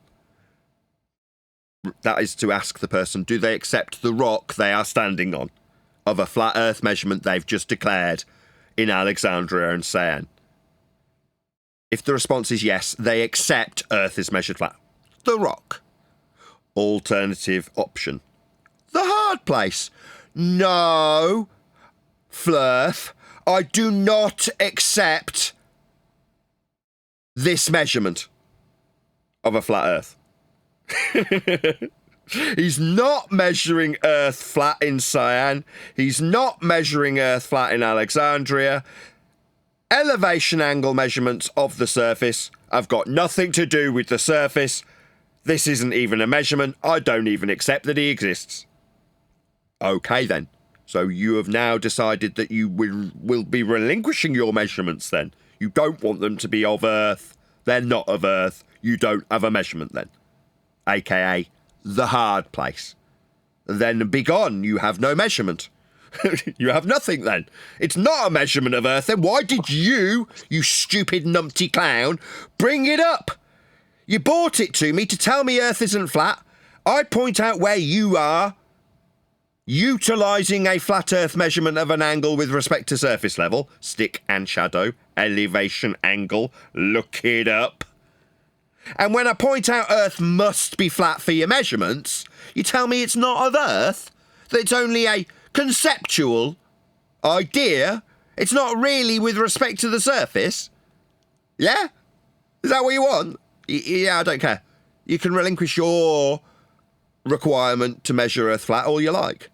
Or you can accept the elevation angle measurement in Cyan and Alexandria for what it is, a flat Earth prerequisite. It's an elevation angle measurement. So you require a flat surface level or you haven't got an angle. What's that? It's not the surface level. Well, then you haven't got an angle measurement, so you don't have this evidence. You see, I don't care which one you pick. Choose the hard place. Bugger off with no measurements with the tail between the legs because you haven't got any measurements. You're decrying that they're a measurement of Earth now. Oh, you do want to accept the measurements? Well, then you better get on your knees and acknowledge how flat Earth must be. It's a surface level measurement that includes surface level as part of the angle. If it's bending it at an angle, you clown. So you better accept that Earth will and can only be flat for this measurement, at which point you haven't got a globe to believe in anymore. You realise you've just measured Earth flat. You, not me. That'll be the Rock again. No, see, they want the measurement, but they don't want it to be the Earth. Oh, they want the to have their cake and measurement, eat but it. they don't want it to be the ground. Yeah, they want their flat Earth measurement of Earth to not be the Earth until it gets calculated to be curving, violating it as a measurement of a flat angle in this instance. So they want to have the measurement of a flat Earth but not acknowledge that Earth is flat when they measure it. They want to just forget all about how Earth must be measured flat to start this process. Yeah, I know. Yeah, that was the game for 10 years, wasn't it? The 10-year game of measure Earth flat and then tell the flurf how you can't have a flat Earth. That's the game. Yeah, now we're holding you to account though, you bunch of clowns. You measure Earth flat with elevation angle measurements and then want to deny that it's the Earth. This is not very unlike when we first started this and we were told we're stupid because there's science that proves that we live on a globe. I remember when we were told that every baller that came in here, you stupid first, science proves that we live on a globe. Science for years, right? After a while, they started to tell us that science doesn't prove things. Well, okay, that's weird because you said for all this time that science proves you live on a globe. Now science doesn't prove anything. So therefore you have no science that proves on a globe, category error anyway. But let's forget that. So you don't have what you claimed you had the whole time. This is the same thing as this. They have flat Earth measurements and they're going to try to prove that it's a globe using flat Earth measurements and deny the flat Earth measurements. It just leaves them in a bit of a quandary. And that's the pain. And that's what we hear all the time. That's why people are screaming into the snow. That's it, right? And pulling out toy globes and toy planes and doing all this crap. Exactly. Because it's painful. It's not our fault. I'm sorry, lads. You know, it's not our fault you need a flat Earth to measure. It's not going to become my flat Earth measurement so you can discount it and then get back onto using the same flat Earth measurement that you always were using. Yeah, the whole "it's so big we can measure it flat" thing ain't flying no more. We didn't notice, now we do. Can I ask you a question, Nathan? Is that your definition of an elevation angle? Did you come up with that? Are you famous for that? Are you No, I've never. Books for that? No, I've never defined anything. I'm not in any dictionaries with my name ascribed to the definitions of elevation angles, Neil. I'd be proud if I was, though. I mean, if it was me describing the surface level being a horizontal plane to stand on and measure, then fine, you know, you can ascribe that to me, but that wouldn't, even if it was ascribed to me personally, change what an elevation angle actually is. It's on screen now, by the way. It's in plenty of textbooks. You know, you'll notice the lack of my name anywhere on this. What it does do is detail the celestial equator, you being at the centre of Earth, a glorified protractor, measuring a 40-degree angle measurement with respect to surface level. That's what this angle measurement is, a parallel plane and sky. Now, this isn't my book. It's come from the Ball's belief about how we transpose flat Earth elevation angle measurements inside to hell to make them work with the perceived ball that I was asked at the beginning of the show about how PZX triangles don't add up to 180. Yeah, that'll be these, the ones that get projected from the centre of Earth through the ball to the celestial sphere. But we still need to measure this angle, don't we? Where are we getting the 40 degrees from? It's just an angle measurement off the surface to the star. That's all it is. It's us measuring Earth flat. And we do measure Earth flat. That's where we get this 40 degrees from in all the books. They're not my books. I mean, they will be shortly. It'll be my book with the words Nathan Oakley underneath the title, Welcome to Flat Earth, and diagrams like this one explaining where Earth gets measured flat for your belief to be walked away from at the end of reading the book if you can fog a mirror. Yeah?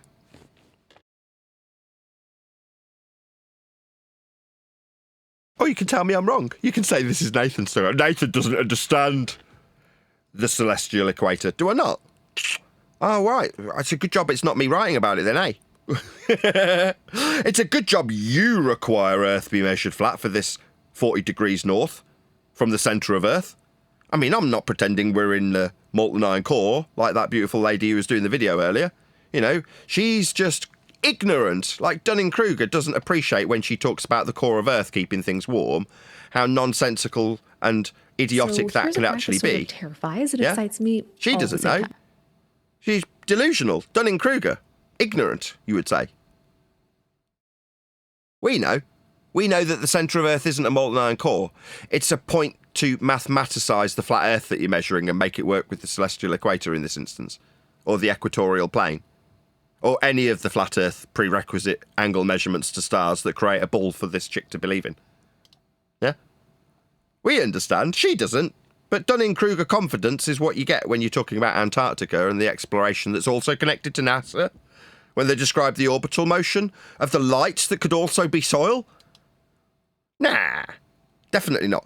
You're being controlled, though. You're being ushered away from these areas that are very heavily controlled. I mean, should you land there by accident, the Chilean government will escort you away at gunpoint.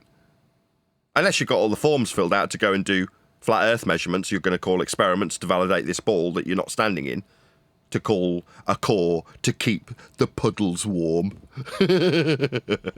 I wonder if they're keeping the puddles in Europa warm, because they're moving through an orbital motion that's measured in this fashion.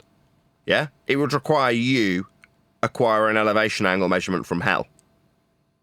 Yeah, the core that you thought was keeping stuff warm, my dear. Anyway, she knows better now, doesn't she? She's been told. Yeah? It's something else I need to get clear with people, because there's a misapprehension about what's going on when I do what I do daily. Yeah?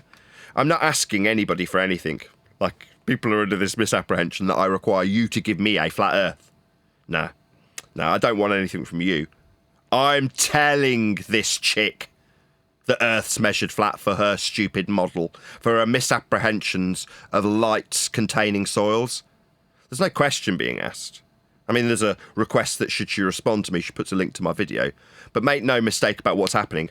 I'm telling her how her world came to fruition based on the flat Earth measurements she will use. That's not a question. It's not a request. It's a me telling you how it is circumstance that's befalling all of you. By way of her in this instance. I'm telling her Earth gets measured flat. No affirmation or debate is required after this fact. It's put out in the ether by me.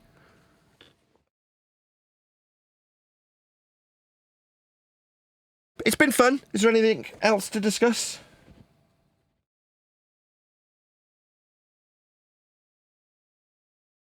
If not, I'm going to round out. Nope.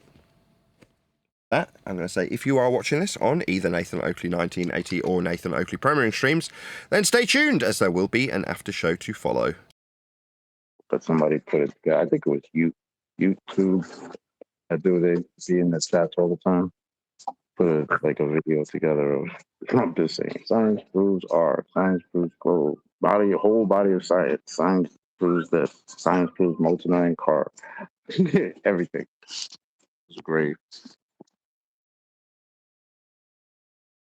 Of course, that was before he started coming in and saying science doesn't prove anything. The same guy. Whose video we had. Just spouting about science. All of a sudden, science doesn't prove anything. All right, guys. Well, this measurement thing has them losing their minds. Got people changing their names from Elder Bear to Hayuka to Captain Edgewise. Got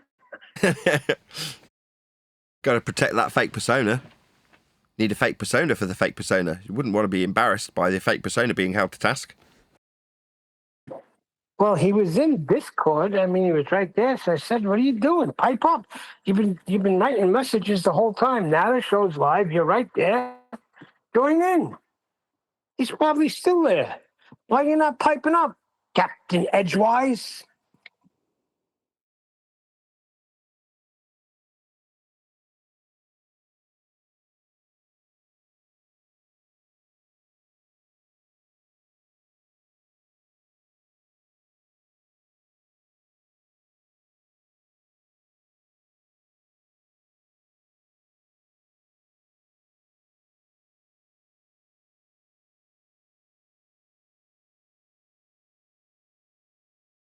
I guess he got edged out.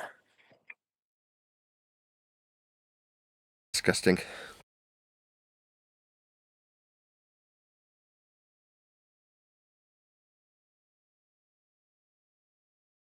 No, he's not there no more. Oh, they were crying about you yelling. That's what it is. That's it now. They don't come because you yell. They don't come because there's a band. Oh well. What is it? No, never mind. Show must go on.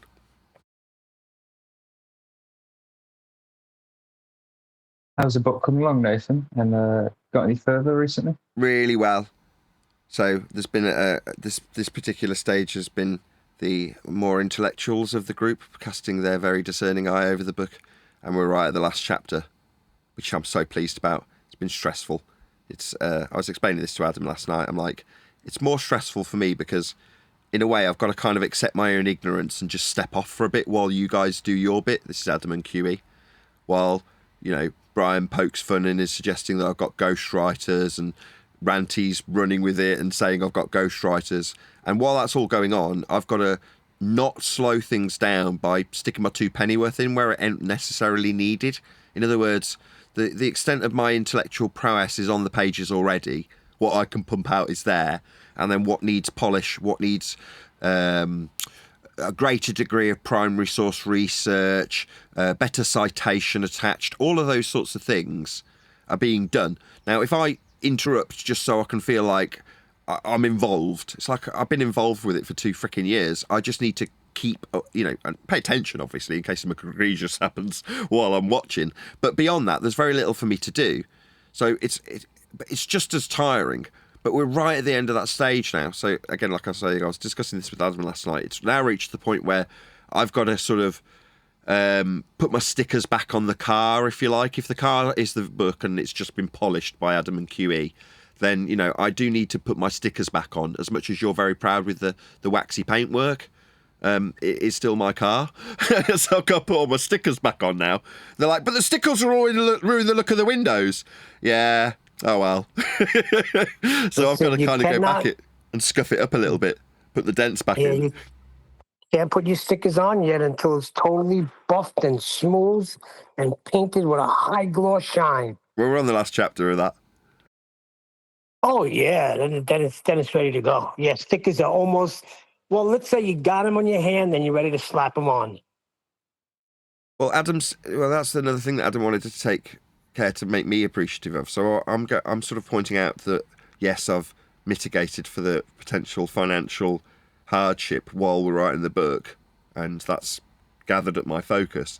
But rather than tarnishing it with e-begging, I've mitigated by buying microphones. But that will come to an end soon. Right? I've stopped buying them. They're going to run out. In other words, they won't be covering my mortgage forever. It's not a business I want to it's not a new endeavour in business terms. I don't want to be a salesman. Right? I've done that. It's part of my life I can exploit when needed. But it's not my path, right? But that means that there's a kind of deadline now for the book. So I've pointed this out while they're doing it. So, like, in other words, get a bit of a move on. I do actually need this book to start selling. It's, you know, there is an overarching reason to do it, and that's to make money. Now, that might seem mercenary, but needs must. I do actually need to pay the bills. Tough luck if you don't like it. So it does have a, you know, financial motivation behind it, and I needed to kind of make them acutely aware of that. But Adam was also quick to say, well, you know, if you need help financially, say so, because you need to now put your stickers back, metaphorically. He didn't put it in this metaphor, I'm doing that. But that's basically what he was saying to me. You know, you need to, you know, the car's been through the car wash, and, you know, it's being handed back to you. Well, don't just stick it straight out for sale. You need to make it your own again, because that adds value to the car, believe it or not. It's not like a car in that regard, where your stickers are definitely taking value away from the nicely polished car. In this instance, there's a certain, as Adam was putting it to me, I'm not just bigging myself up, magic that needs to be reinstilled after the layer of polish has been put on. And he's like, don't just be too, you know, hasty to get it back out. You know, go through it and make sure you put your magic back in, because it is a reference book, but it has a backbone of a story that can be followed along in terms of the progression of the authenticity. The book. Say again. Authenticity, is that the correct word? It already has that. It's because it's been built upon a narrative that's poured out of me verbally, literally, in the first draft. Well, that's still there in essence, but like I say, we're talking about subtle details, little things that I say that need to be put back into the narrative, you know, so that it's just gleaming as my book.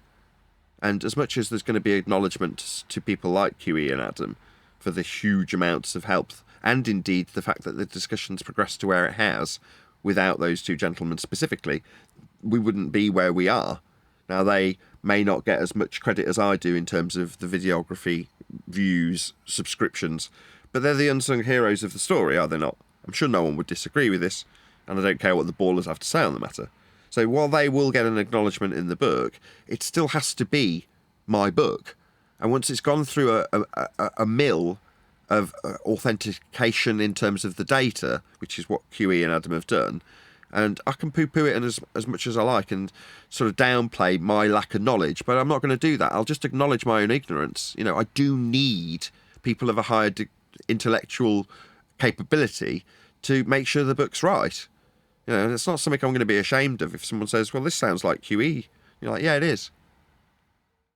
No, he's got everything. That is so ridiculous to me. And what I meant by stickers, I don't mean bumper stickers. That's nasty.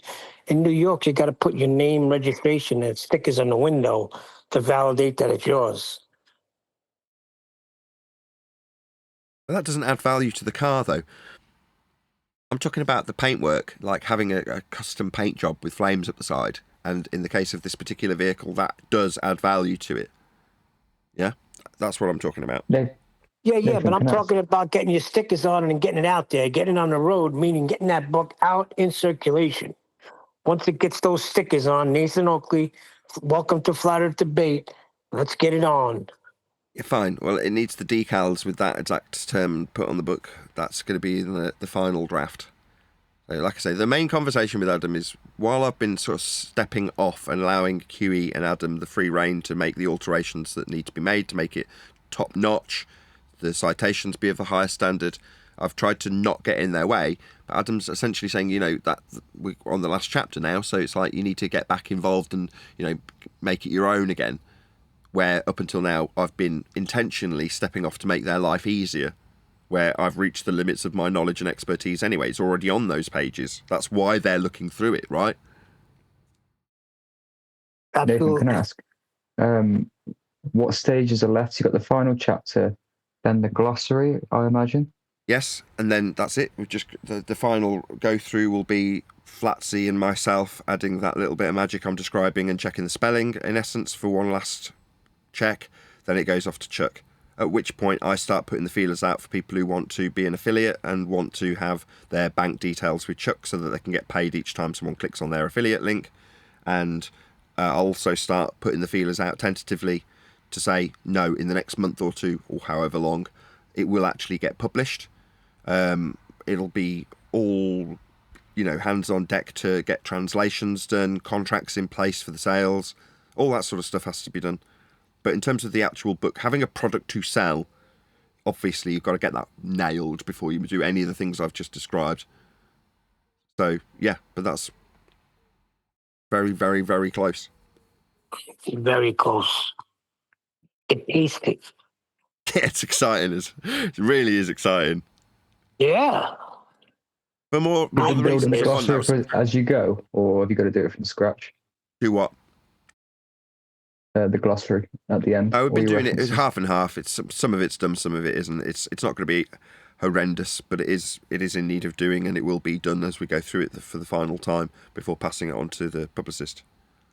The publicist will also do the same thing. He's obviously got an editorial interest to make sure it's all spelled correctly and there isn't any egregious errors in it.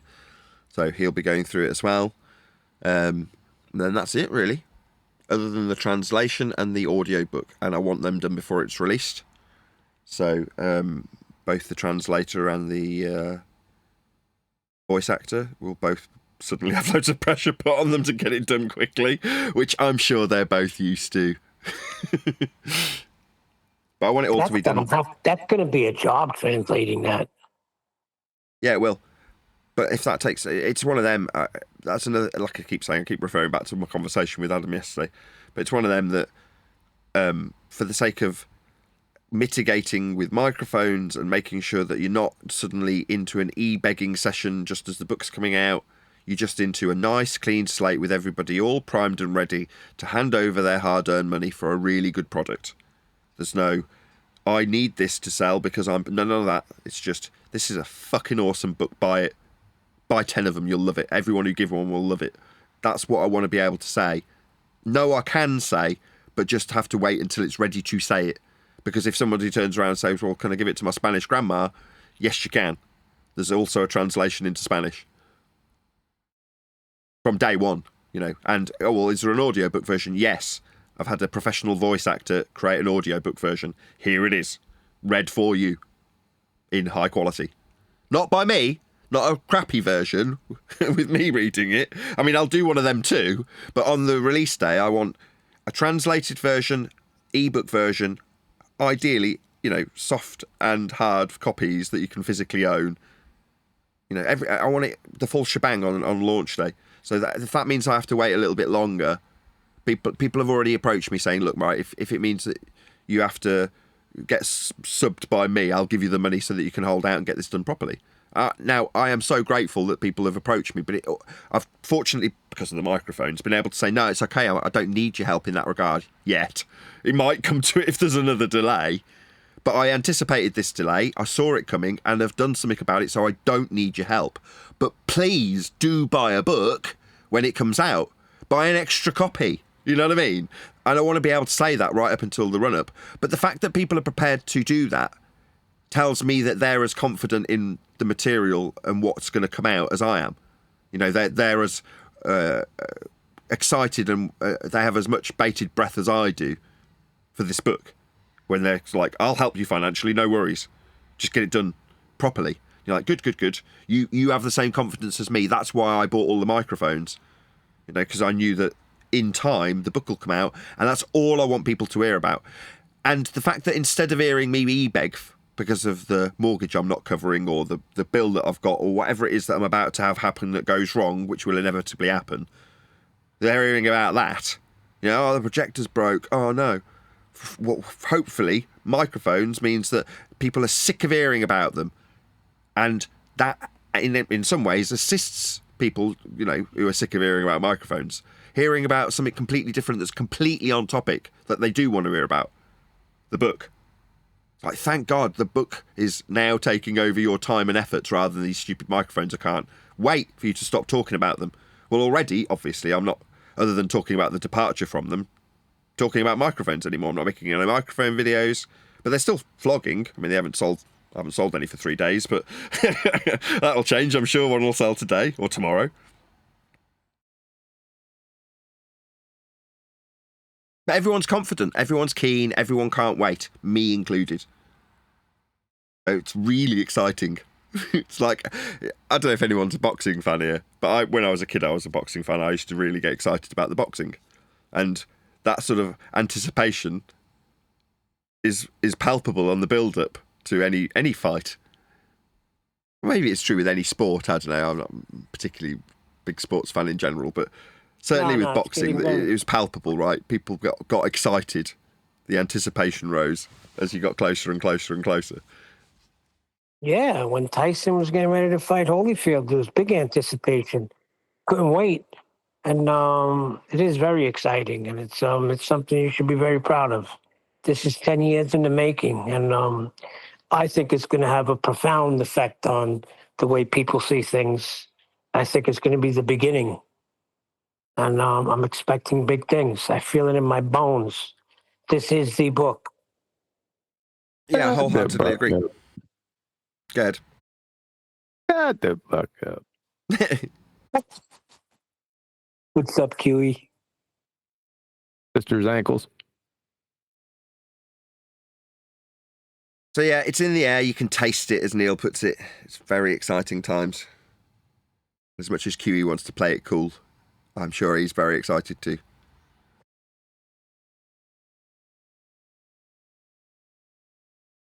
Overwhelmed. I'm just going to say, don't get too excited now.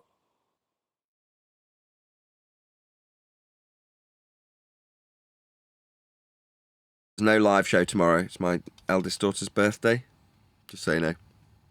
How many birthdays do you Brits have? My goodness. Just the one. Yeah, well, perfect timing. I won't be here tomorrow.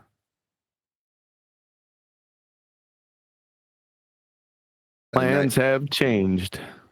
Main flex. No going on the bouncy castle when you're drunk, Nathan. I don't even drink. I mean, I can. I'm not one of those people. You don't drink. You don't drink water. How do you stay hydrated? I mean, I'm not a boozer. I mean, I'm not one of those people that if somebody's like, "Oh, go on, you must," I'm like, "Okay, fine. I can physically consume alcohol. It's not like my lips will suddenly force shut when it comes near me. So, like, I can do it. You know what I mean? And I don't. It's like that scene in Father Ted when the maid wants someone to have a cup of tea. Is anybody familiar with Father Ted? Go on, go on, go on, go on, go on, go on, go on, go on, go on, go on, go on, go on. Shut the fuck up. I'm the same way. I tried to drink. I just can't. You don't drink either? How do you stay hydrated? Intravenously.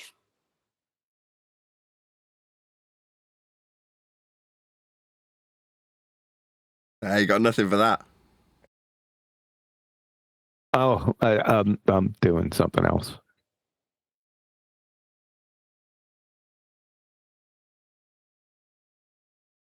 So Brian came in, and now Brian left. Now he came back in again. Hey, Brian, you're coming or you're going? What's the story? By accident, I hit the hang up button. Yeah, you should hit it on purpose more often. Isn't it funny, Neil, the way he was doing something else when you gave him back the right answer. Same like you yesterday when he got silent, right? That's what he does. He ignores the hard answers. He gets really silent when we talk about him like he's not here.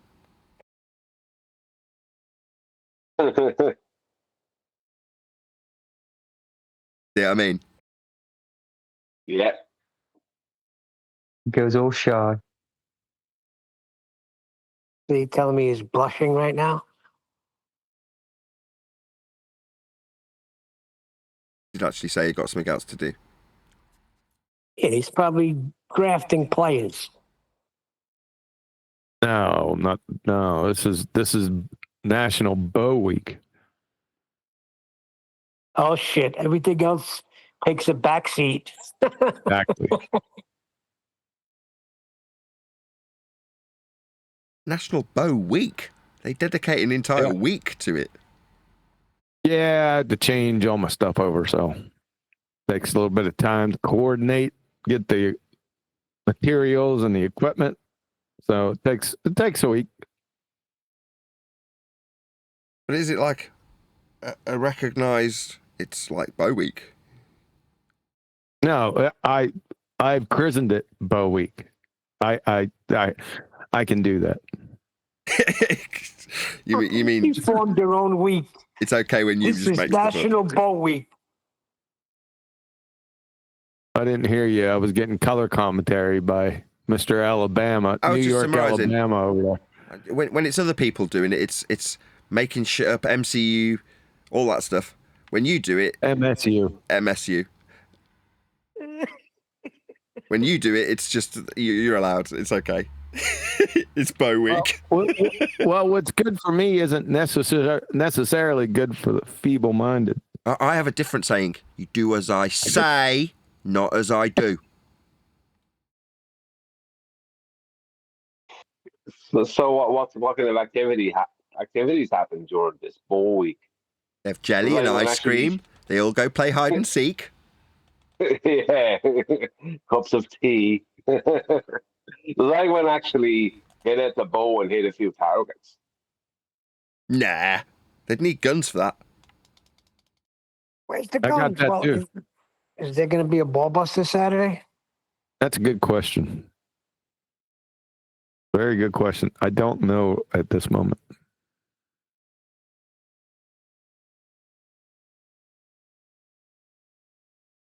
Nathan, you going to be at Ballbusters if we have Ballbusters Saturday, since we told you there's Ballbusters, so you can't just say, oh, I didn't know.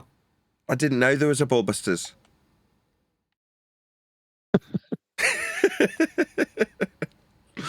Yeah, I'll be there. If there's a Ballbusters, I'll do a Ballbusters. I can't think. I might have to get back to you because it is my eldest daughter's birthday tomorrow. So we might be doing something on Saturday. But I don't think so. I think we're actually doing something tomorrow. Okay. She's already had her birthday party. She's a clever girl. She figured out that she gets more presents and more birthday if she has the party the weekend before. Clever girl. Yep. Well, if it don't fall on the weekend, like if my kids, it falls on a Wednesday, they'd get us having something. And then on their regular on the weekend, the family comes over. So they get like 2 birthdays. Yeah. Exactly.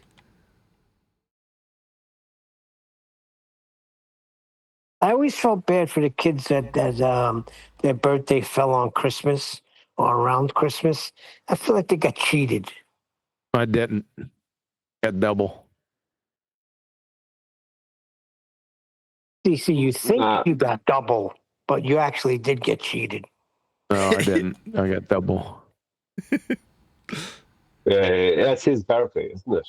25th. 26. No, that's terrible. Yeah, you got cheated, boy. No wonder you're I so don't know bitter. what you're talking about. Yeah. Ask your sister, she'll tell you. Well, I guarantee if your birthday was on like May 23rd, You can't guarantee shit. you would have gotten more gifts. You can't guarantee shit. You My can birthday's say it just all after you want. Christmas. And I remember hearing very often, oh, we overspent for Christmas, so we could only get you this for your birthday. Yeah.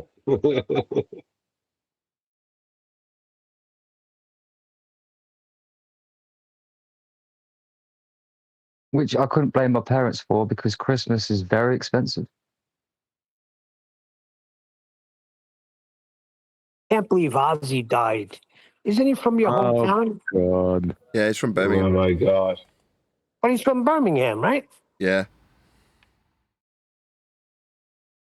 Yeah, he got to play his last show a couple of weeks ago, so it was quite poetic, really. Very perfect end, right? I feel good that that's the way he went out.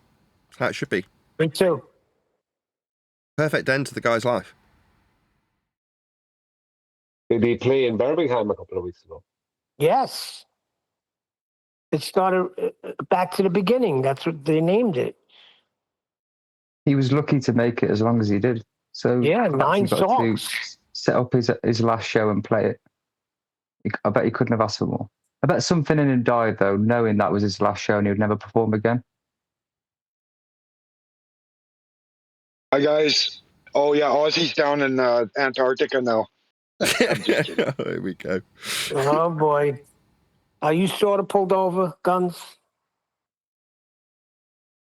I'm pulled over. I just want to say hello. Oh yeah, Nathan, how much is the hard copy? Don't the know. book? I haven't figured I want any to of buy that out like yet. 5 of them. I don't know. Till we've actually finished it, I don't really want Okay. to worry about it. Well, We've been 50 joking, bucks or saying something is probably 39.59, but yeah. who knows? Yeah. He didn't hear that. He was mumbling through you like he's Hey. doing to me right now. Hey. He didn't hear you Oh, say I'm that. sorry. He's Sorry, still Huey. talking. Huey, I'm sorry. Yeah, sorry. Hello, He's Huey. still talking. Sorry. Hello. Keep going, Guns. Okay. You're making me seem like an angel. He's ramping up the bullshit. Oh, hi, Brian. No, I'll let you guys go. I just want to say hello. Did you take care You of could have business? said nothing. Wait, Guns. Did you take care of business in chat, Guns? Oh, yeah. Yeah, I trolled those guys. But, yeah, they just disappeared. I don't know where they went. After about 5 comments, they were gone.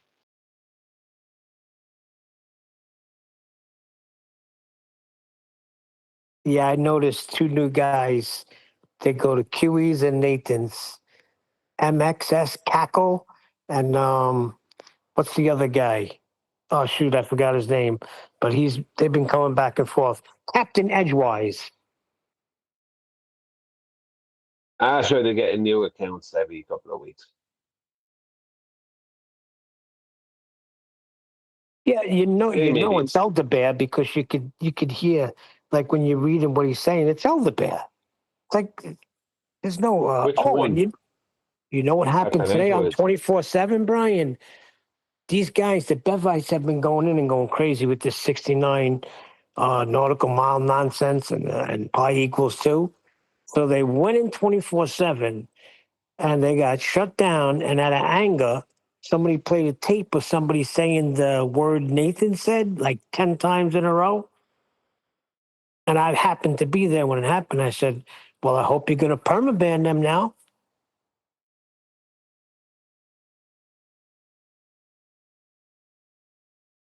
Nathan got banned after that because he started joining in on it to Fred.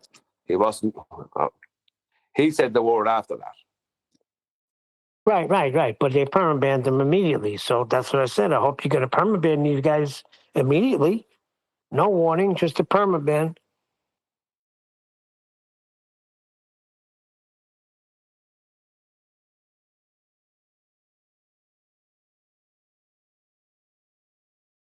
I didn't hear that.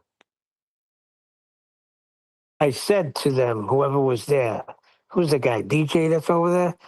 And Craig, I said, wow, did I just hear what I thought I heard? I think this calls for a permaban. And who was going mad about the 69 mile thing? That's what I'm interested. All the Bevites.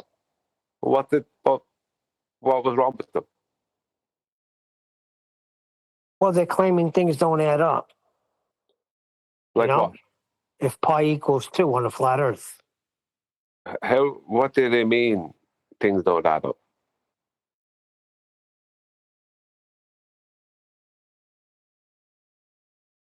Let me see if I can find it. I'll read it to you.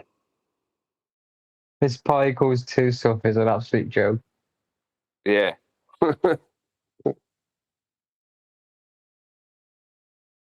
Couldn't agree more. 2 pies are better than 1.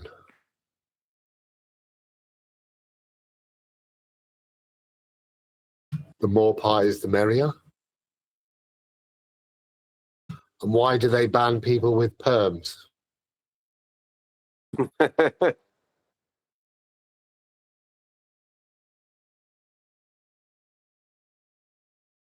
Just give us the gist of it, Neil. If pi equals 2, Earth can't be flat. And if elevation angles, then pi equals 2. There you go. Concise enough for you? It's just 2 pi r. That's what they're actually referring to. It's just creating a circumference from a fancy way.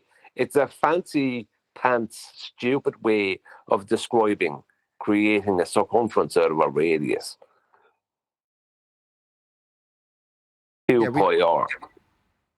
You just multiply if you're going to use pi, which you shouldn't be using, but if you're going to be using it, you just multiply your radius by 2, and then multiply that by 3.14. Whoopee, 2 pi r. You really accomplish something.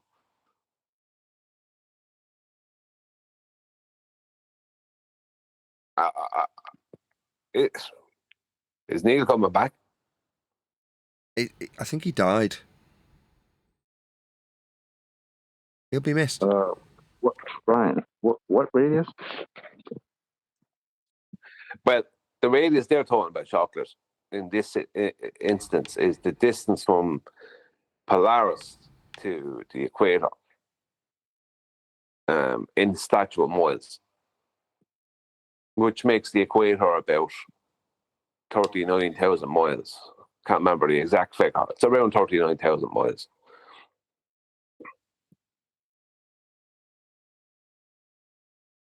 But it all depends on the conversion rate between nautical and statute miles and whether it's correct or not.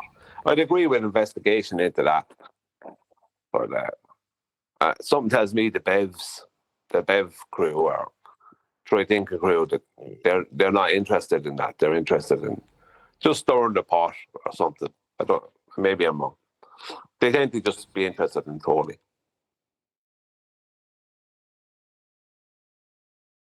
Well, stop saying that pi equals 2 then, Brian, and then they can stop trolling us. No, I can't find it. But what I gathered from them, what they were saying this morning, that 69 degrees per nautical mile, No, and something ain't adding up with the circumference or something. 69 statute miles per degree. You have to learn these things, Neil, because you can't be in the conversation. I do not have to learn them. I do not care. You have to, because you can't talk about the thing to someone who understands them. I'm not doing celestial navigation. Listen to me. I don't have a boat. I don't intend to get a boat. He's not listening to you, Brian. He's not listening, Brian. Not listening. No, not listening. Arguing instead of listening. Why do you say it's the Bevites? Wasn't it Torah for Yah? Yes, and they're jumping on what he said. I'm trying to explain it to you without having it. I'm going by memory. If I find it, I'll read it exactly the way they said it. So if I mess up, oh well. Don't tell me I got to know something. All I got to know is one thing, that Earth is measured flat with an elevation angle, a little old elevation angle. That's all I need. I'm in flat Earth debate, not celestial navigation debate. Yeah, but if you go, say, 69 degrees per nautical mile, nice, then someone's going to just walk away from you, Neil. I'm saying I think that's what they said. That's why I want to find it. I'm trying to make a point to you. It's not, like the little bit you have to learn, it's not anything big. Just a small bit, but it's just if you don't know just that bit, people won't take it serious. I wouldn't be arguing that.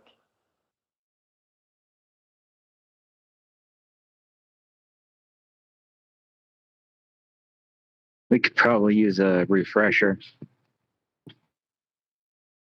No, it seems like I lost everything that guy was sending. Very suspicious, I would say, Neil. Very suspicious. So, what was the argument? What was their problem? I'm not telling you nothing until I find it.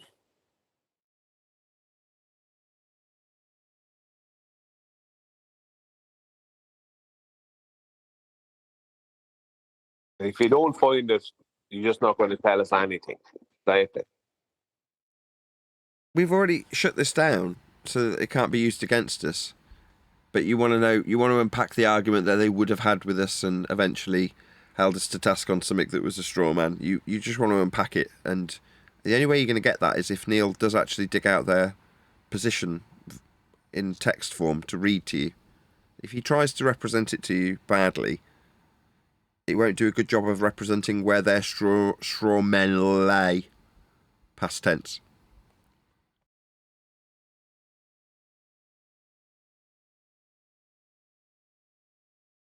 We've dodged this because it's not ours. Is 69 or 60 yours, Brian? Well, the 60 is only because the 60 minutes of degree. That's the 60 nautical mile. That'll always be 60. The 69.048 statute miles per degree, that's not mine. That's just the given figure. So it can't be used against us, if you know what I mean. Well, it wants to be, though, doesn't it? Can you see how it wants to be? Maybe it does, but what? It's a stupid argument because what's the worst they can say?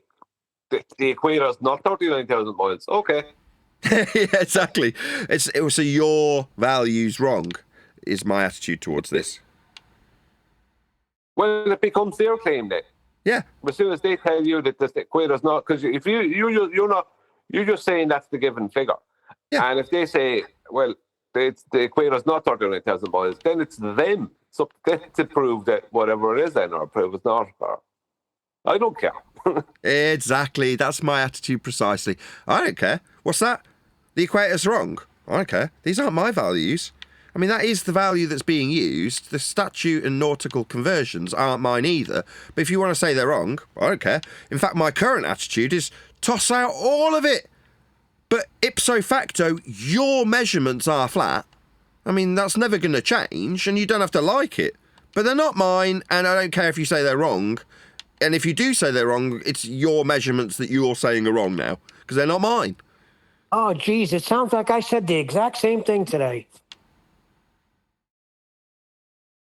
It's the same as what? Everything you just said. Well, they're not yours, are they, Neil? I mean, unless they are. Did you make up this conversion from 60 to 69? Nice. I said, I don't care what any of it is. You measure an elevation angle. Earth is flat, so I really don't care about anything else you say. That's kind of like what I said. I mean, the conclusion is I don't care what you say if you want to relinquish your own measurement because you're saying it's wrong. But this whole game is to make their measurements into ours so they can say that they're wrong. But the fact that they're reliant on these measurements... Who's ours? Why don't you let people know who's theirs and who's ours? The people who want to... It was Torah for Yah, or whatever the hell that moron's name is. He's a flat earther. Yeah. Buying into the feast and nonsense rhetoric where you're fighting for how the globe doesn't work doesn't faze me when it comes to people like Torah, the flat earther, still doing the same nonsense that we've done for 10 years, which is making us argue for their measurements like they're our claims. So when they're proven wrong, it's the flatty being wrong about these flat earth measurements we're measuring. Meanwhile, we'll still use these flat earth measurements we're measuring. We need them. Says the ballers, not Torah. He's just bought into the flat earth feast and nonsense rhetoric where we have to defend some of these globe earth utilising flat earth measurements they need, not us. They being the globers, us being flat earthers. Well, he's in Discord right now. Why are you not piping up, Captain Edgewise? Captain Edgewise? Thought it was Torah. Just look, right, some of these personas need to protect their image. No, they're jumping on what Torah, they're taking from what happened with Torah the other day, and they've all jumped on it. Guys like Captain Edgewise and Elder Bear, but I believe they're the same people. Torah the Explorer. Torah the Explorer. Torah for Yah. Oh. Okay, I think I got it. Hey, Brian, you still here? No.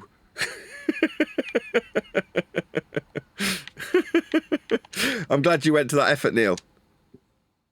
Brian, thanks you too. Yeah. Oh, you are here? I'll take it all back. No, you don't. I was going to think of something witty to say about the Irish, but I refrained. Did somebody try to make an argument that the calculation can invalidate measurement? Is that what, somebody try that again today?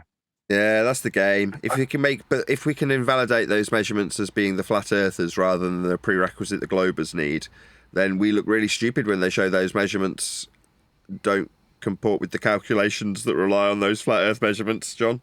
So yeah, if we can make those ours, it's almost like they're winning when they debunk them, right? They still need them to be flat, that is. The globers, that is.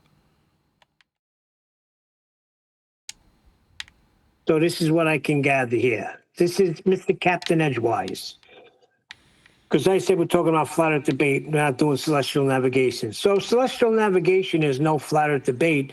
Why can you use it for navigation on flat earth if you have no clue how it would relate to flat earth? All claims about flat earth are about flat earth. You said it. You said flat earth debate is not about celestial navigation. So why claim anything about it?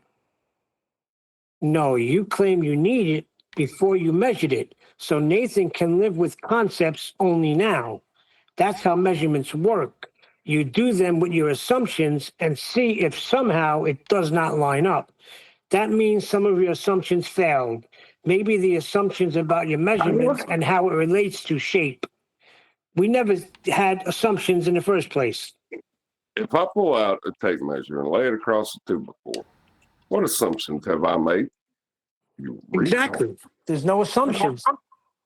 That the tape measure is accurate. Yeah, it sounds to me like they're mixing up, because they're not very clever. They're mixing up the difference between the process of the measurement, right, and what you're actually doing with the conversion rate. Because, from what I gather, and this is going off what you told me, Neil, that the conversion rate is the assumption that they're referring to, yeah? Neil? This is what he said. So throw everything out. Good, then you have no measurements confirming flat Earth. While on the globe, our measurements work as expected. They don't have any measurements. That's the problem. There isn't a measurement for the globe. You know what I mean? They need to see their own paradigm. There isn't a measurement for it. But there is. Right, what this is saying is we can use flat Earth measurements to confirm our globe calculations, but you can't. That's what that's saying. Only we can use flat Earth measurements. That's the sentiment. Yeah, we got it the first time. Yeah. Oh, well, thanks. Well, yeah. Well, they measured their globe chart, and they came up with a flat Earth. It's been on my website for years. Not before Brian's website had it. The Bolivian salt flats. Remember that? Yeah. What a relief. Less than 1 meter of relief over ridiculous distance. Yeah. Hold on a minute, QE. You'll find that's the Bolivian salt curves. That's what they're named. What are you going to do with that, Captain Edgewise? Go on to my website and see how your globe tards measured the Earth as a horizontal plane. You can go there. It's right there for you. Fucking clown. They're misunderstanding what you say when you say throw out all the measurements, Nathan. They think we're throwing out the measurements. No, pay attention. I don't think they realize that the 69.048 statute miles per degree they rely upon. That can change and make no difference to us. It'll only help us. But if that changes away from if it turns out that it's not 69 statute miles per degree, then they're in a lot of trouble. No, Brian, you and your reference frames have been ruined. Mm-hmm. Yes, that's what it is, Nathan. You and your measurements have been ruined. It's no, nothing has changed for us. It's the same for us, whether it's 1.15 or weight or whatever. It's for them though, it can't be anything but 1.1508. Well, it can't be that either. We're kind of I missed that, John. You were muffled.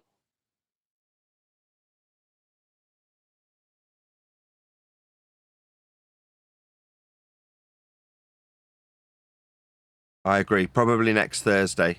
Maybe. We'll see how it goes. Yeah, but that is what's happening here. It's like they're completely mixing up the process of the measurement and what you must do and how you're doing it. Who's there? Here we go. Whoever is arguing, whoever thinks this is some kind of that the whole conversion rate might be some kind of a gotcha. Well, it's not our Captain conversion Edgewise. rate. Edgewise, there you go, QE. Yeah.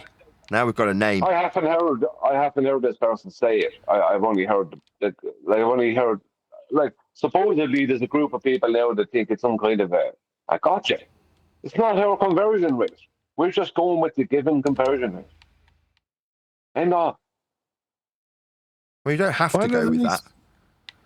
Their cases, it's tangential, Brian. So when we Who's say there? what? Captain Edgewise, so when we say the horizontal Tangential plane of what? reference the observer is standing on, they say no, tangential. Tangential. That's begging the question, fallacy, isn't it? Yeah. Absolutely. Yeah. Do they know what a tangent is? I Tangent bet to you what? doesn't know what a tangent Yeah, is. let's stop. QE's correct. It's straight up begging the question. Tangent to what? Oh, your assumed sphere? Yeah. Next one. Wow. That's pathetic. Meanwhile, But wait, we're measuring... they just Just one more accused thing. us. Just one more thing. We're measuring from the surface, not to a sphere. You appreciate that? Right, and they accused us of assumptions when they got the assumptions of a sphere for their tangent. Where'd they get the tangent from? Is it on the sextant? Can they show us the tangent, Mir? Can you tell me what elevation the star will be above my tangent? No. What you do is you put the curved line under sea level, right? Put that curved line there, and then I'm gonna sound redneck as hell when I say this. I want it to sound real stupid, right below surface level.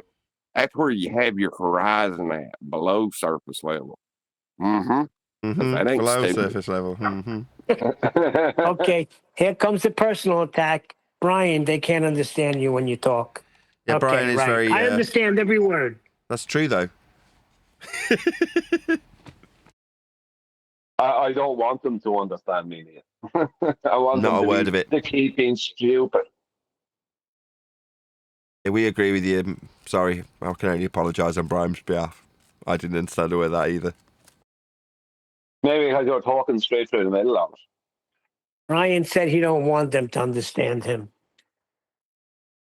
I tell you what, I don't know what it is about the Irish dialect, but I understand it really. There's a lot of people in the South that talk very similar to that. The older men, they might be Irish immigrants, and I just don't know no better. You know what I mean? But the older guys, they talk a lot like that. Bless them.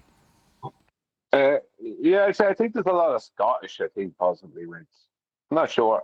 I don't know how many Irish immigrants there is in the deep South outside of the Virginias. What's the difference? Between Irish and Scottish, there's different places.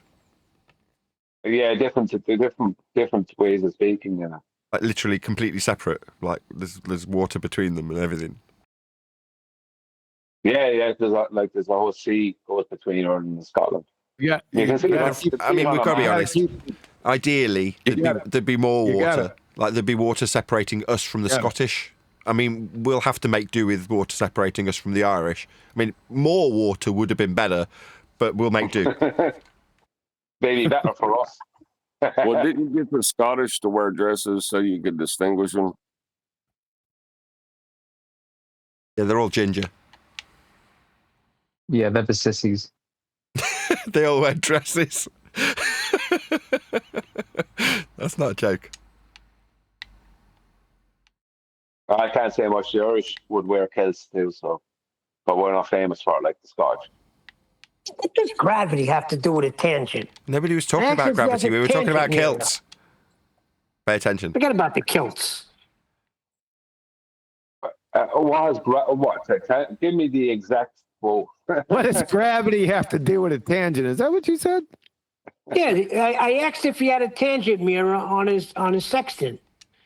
He said, so gravity is one way to get a tangent. I think you're catching out the AI. Question. Good answer. It's failing the Turing Yeah, I test. got an Neil. answer similar from AI where it was to do with the curvature of space-time and that bends a light. Yeah, but Neil thinks he's talking to a real person, and we're saying, nah, this is failing the Turing test. Are you talking to a retard? Talking to AI, pretending to be a person. Oh, now it's Almanator. Almanator's jumping in with Captain Edgewise. Almanate? Where's this all happening?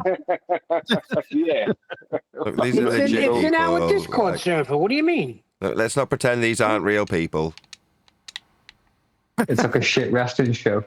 You know why they need a tangent with gravity too, right? They need that inertial plane to assert the force of down. The force. Yeah, They haven't been keeping up with their continuing education credits for about 110 fucking years. How do elevation angles measure flatness? A force is a force, of course, of course. The baseline. No, don't tell them. If don't we tell have to explain that, that's sad. Don't give it away. Yeah, don't give it away. Yeah, leave them think they have it 7 hours. I don't think they ever got you. Yeah, I'm checking out of this one. Oh, this is Glowbird Central, but it's on our Discord server. I don't know how I got here. You know that they can come off mute and just talk. Oh, he says he can't. Ain't that something?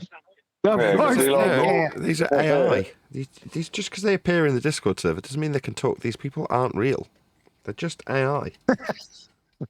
They're AIs. Yeah, that's what I'm going to start accusing people of being. They're globetard AIs. Well, sorry, let me just check. Sorry, can you give me the social security number for Globinator, please? He says I can only listen for some time mostly and then have more time later. Nobody here mostly when I could. Oh, so maybe it is AI. Yeah, Good English. It's like when you ask a copper if they're a copper, or FBI if they're FBI, right? They've got to show their badge if you ask. So just ask him, are you failing the Turing test? I don't think that's true. What, the AI doesn't have to... No, it's true. I saw it in Terminator. Yeah, It's not just a thought. entrapment. Sorry, John. I just said they're not entrapment anymore. They don't have to tell you. They don't vote. That's bullshit. That was never true. When you got the FBI undercover person in there, right, and they go walk around and talk to everyone just to make sure there's not a rat amongst us, right? And they go, "Are you an FBI agent?" Is the undercover person going to say, "Yeah, you caught me. Here's my badge." Yeah, you caught me. Here's my badge. I can't remember what film it was. There's a British film that was taking the piss, and it's got these skinheads in a gang, and suddenly there's a new member, and he's a guy in a long trench coat called Bill. He's quite old, and so they give him the nickname Old Bill. So their new mate, Old Bill, is walking around asking questions about how the gang works. Not suspicious at all. Old Bill's new around here. He's been asking us about how the gang works. Listen to this. This is good, though. On a surface of a sphere without dip correction, you can get a plane, even if it will not be a tangent, but you can get a consistent one. Huh? There are no flat surfaces on a sphere, buddy. What sphere? Yeah. What the hell sphere are they talking about? They don't know. The imagination AI. sphere. You know, it's a pity they can't understand me, because they could go and watch my videos and stopped promoting rubbish. Brian, on a flat Earth, all verticals from a dipped plane would still be parallel. In our case, they would still rotate with the surface. Oh, we're moving now. The dip parallels would still be verticals. Like, that made absolutely no sense. At this stage, Neil, I have to think that they're either trolling or they're thick when it comes to geometry and probably everything else. I'll They read have this to be. last They're one. either trolling or are stupid, because that's only something someone who is either trolling or completely thick would say. Geometrically. I'll read this last one and then I'll end it. In order to orient such a plane with one another in azimuth, you can now use something that you think is north. Need in any way, even with a tangent. They don't have north. Yeah, I was just about to say, so what he's saying is, so long as we can establish it as flat, we can utilise north now. That's what he's actually saying. Yeah, you can, You can use north, flat. Azimuth, yeah.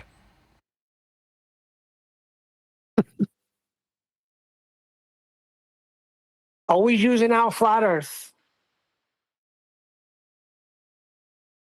You've got to listen out for this now, Neil. You're sharp to this, but what you're hearing is all of the ways that they used to, and we didn't catch, justify using a flat Earth. No, we can just use a bit of north and an azimuth. What, azimuth and altitude? Off a flat Earth? North? This is just a game of justifying their use of flat Earth from here forward. That's all we're going to play now. And you can just laugh at it. Yeah. We've been doing it for 2 years, haven't we? Maybe 3. You're going to need a flat Earth for that?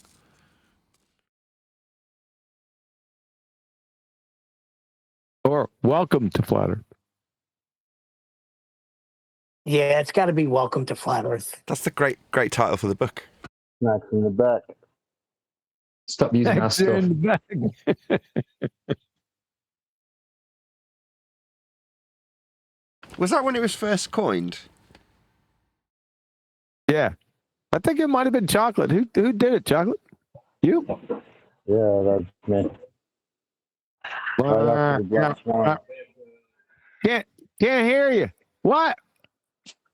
Said yes, that was me right after the Black Swan.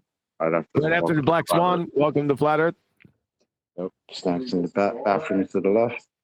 DJ's playing request and smoke them if you got them. There you go.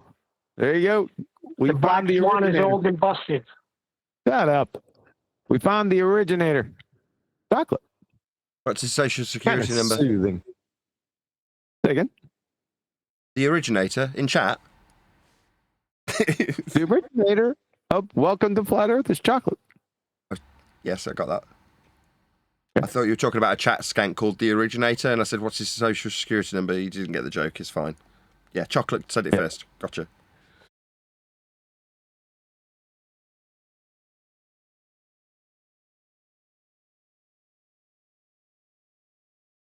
Well, that's the namesake now. That's the book title. Welcome to Flat Earth. Obviously, when it was first said, it wasn't like anything that's a great statement. It's never in isolation when it first comes out of someone's mouth. So it must have been with snacks are in the back then. How's the full statement go? Welcome to Flat Earth. Snacks are in the back. DJ's taking requests. Smoke them if you got them. No. Welcome to Flat Earth. Snacks are in the back. DJ's spinning requests. Smoke them if you got them. Oh, I forgot. Bathrooms to the left. Bathrooms to the left. Oh, we Smoke 'em forgot if the you got 'em. bathrooms. Shit. Precisely. Is it fair to equivocate the flat Earth with a dentist, where people hate going but they need to? Push up. Wouldn't be an equivocation.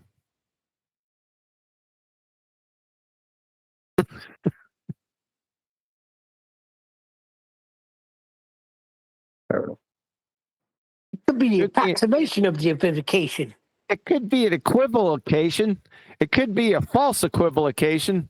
My God, people have fucked that up for years. Who's using a false equivocation? You should put something together with all the words they messed up. It's not they. A lot of them came from flat earthers. Freaking idiots. Yeah, who cares? Them too.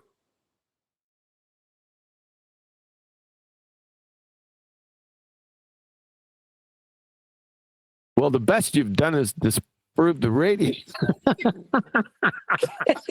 Oh, I know who that is. Who was that? That was to Mitchell. Who was Professor that? Phil.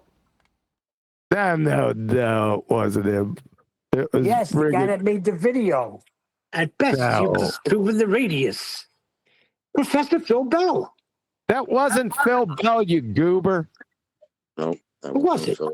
It Marble was sign. Mr. Insensible. Yep. Mr. Insensible. Yeah, rest in peace. Oh, was Really? it? No, it wasn't. Was it Mr. Sensible that died? That might have been someone else.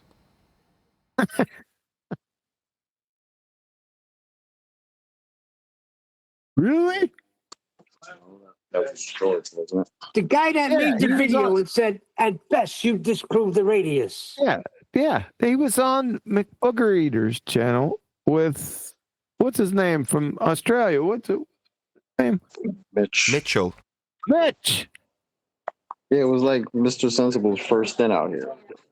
Right after the Black Swan. His response to that was, well, at best, you broke the radio. So, like, okay. No, I know that guy. I know who you're talking about now. Professor Phil Bell did say it as well. Yeah. Still. After Insensible came out and train wrecked himself on that Booger Eater show. Mr. Sensible hasn't made a video for 7 months, Nathan, so you could be right there.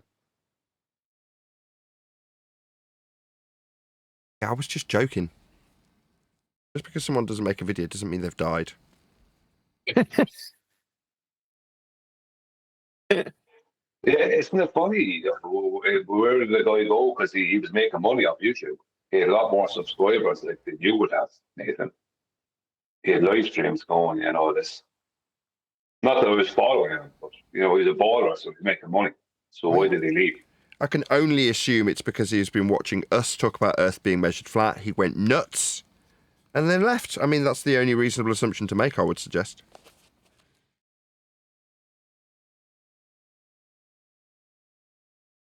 Or he found out there's a book coming out and was like, well, that's it then. I'm out of here. Checkmate. Yeah.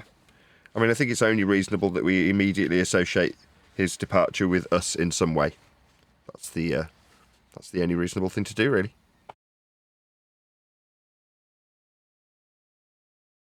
I'm going to ask the ballers on my channel.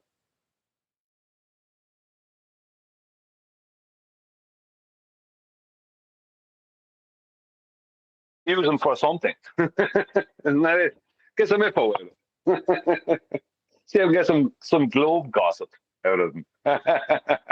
Who's popular with them? Who's not popular with them?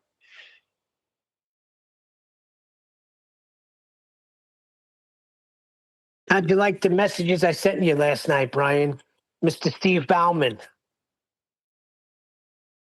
Once again, you weren't paying attention, Neil. You have to add in the elevation angle. Brian, that's what we were talking about. What the hell? We got to spell it out for them? Jeez. As soon as he said that, I said, okay, give me a height. Give me the height to Pilates. Yeah, but you must ask them to give you the height using an elevation angle, because that's the straw man they're trying to put onto us. So, okay, you give me the height using an elevation angle. The Polaris, the correct height of Polaris using an elevation angle. I'm You know what I mean? looking Don't for be- heights to stars. They are. Yeah, because they're trying to straw man you with it. You're not listening again. It's like I'm wasting my time. You know what I mean? And when we, Don't freaking put that on me. I was in the chat. I know what the discussion was. I told him, okay, I will read it back to you exactly the way I said it. I don't read it. I know exactly I what it answered was. him I know and said, what happened. okay, tough guy, give me a height then. And he will. He'll give you 443 light years. Okay, validate that height. No. Did he get that? Did he get that using drag? Exactly. Go validate that now. Yeah, but see, this is the thing. I'm not interested in their. I'm not interested in their BS of 443 light years. They haven't validated even a light year. the point, what I'm interested in is them giving me the exact height of Polaris with an elevation angle. That's all I'm interested in. Right? That's what I asked him. You didn't. You asked them for the height of Polaris. Brian, if we're talking about measurements with elevation angles, the whole time, he says his remark, and then I said, okay, then give me the height then. Was he just going to freaking shoot something up there to measure it? Yeah, he's going to give you 443 light years. That's what he's going to do. But he didn't, Brian. Well, he will next time. You know, it used to be different, right? It used to be 300 and some light years. I guess the trig was off. Yeah, that wasn't too That's long another ago. thing I said. I'm not doing trigonometry. Did you tell him Trigonometry. he'd need a flat earth for that trick? Did you tell him? I'm not doing trigonometry. Chicken and thermometer. Neil, do you know why I'm asking them for the correct height of Polaris with an elevation angle? Why am I asking them that specific question? Uh-oh. Why are you asking them for that? It's a trap. Because it's a trap. they seem to think that they can get a height to Polaris when we know that the stars do not obey the same geometry on Earth as if you're measuring a mountain. No. Ask him the question again, Neil. Ask the question again, Brian. Yeah. Why am I asking him, Neil? What is the height of Polaris using an elevation angle? The correct height. Why are you asking them? I don't know. To prove a What flat they got to Earth? do? What they got to do, Neil? What have they got to do after Brian asks that question? What do they have to do? Yes.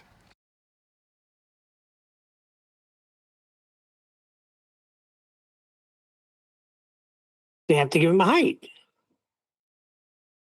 By way of what? Using An elevation angle. But then they prove flat Earth. Right. Exactly. Yeah. It's twofold, Neil. Number one, You know why to do you what I'm talk to me asking like I'm so Just let Brian break it down. Neil, chill. Neil, just chill. Just let Brian break it down. He's done a whole series of videos on this. Just let him break it down for you. It's not for you, it's for the audience. We're still recording. Go ahead, Brian. Thank you, Nathan. Yeah, the reason is there's twofold. Number one, to do what I'm asking them to do means they've got to measure a height to Polaris with an elevation off a flat Earth. They can't preassume a globe because it's an elevation above the surface of Earth with an elevation angle, number one. Number two is they're constantly strawmanning us with give us the height of Polaris with your elevation angle, right?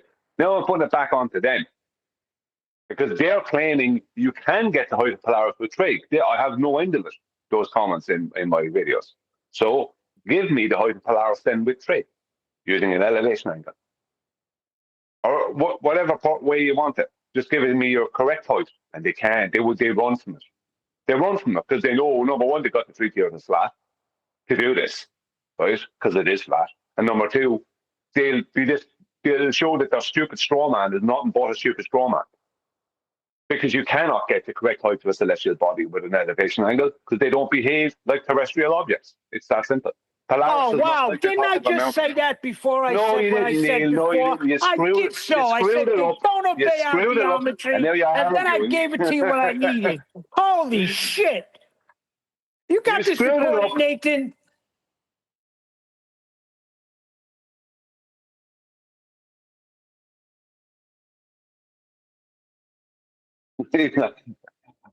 Well, I'm not trying to annoy you. I'm just trying to point something out to you. That's all. Why it was important for you to ask this guy Steve Bauman, for the height using an elevation angle. That's what I'm trying to point out to you. I'm not going to say it again. I said it 5 times. I did ask him for the height. You're talking about elevation angles. Not with an elevation angle. Yeah. But if you don't use it, if you don't add in that, it doesn't matter what you've been talking about previous. If you don't add in that there and then, he can turn around and just go 443 light years. How do you know I'm not setting him up? Okay. I'm going to stand by that. I'm going to stand by that light years. Well, I don't know what you're doing, but you're not, whatever you're doing, you need to do it different. No, you're not hearing what he's doing. hold on a second, Brian.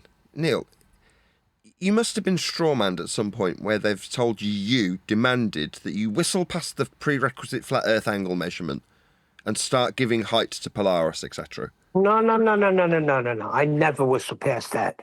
I'm on the flat where I stay. You want to get the proper reading of it, read the freaking chat. Brian was talking about the stars not obeying the same geometry that mountains obey on Earth. This is where it all stems from.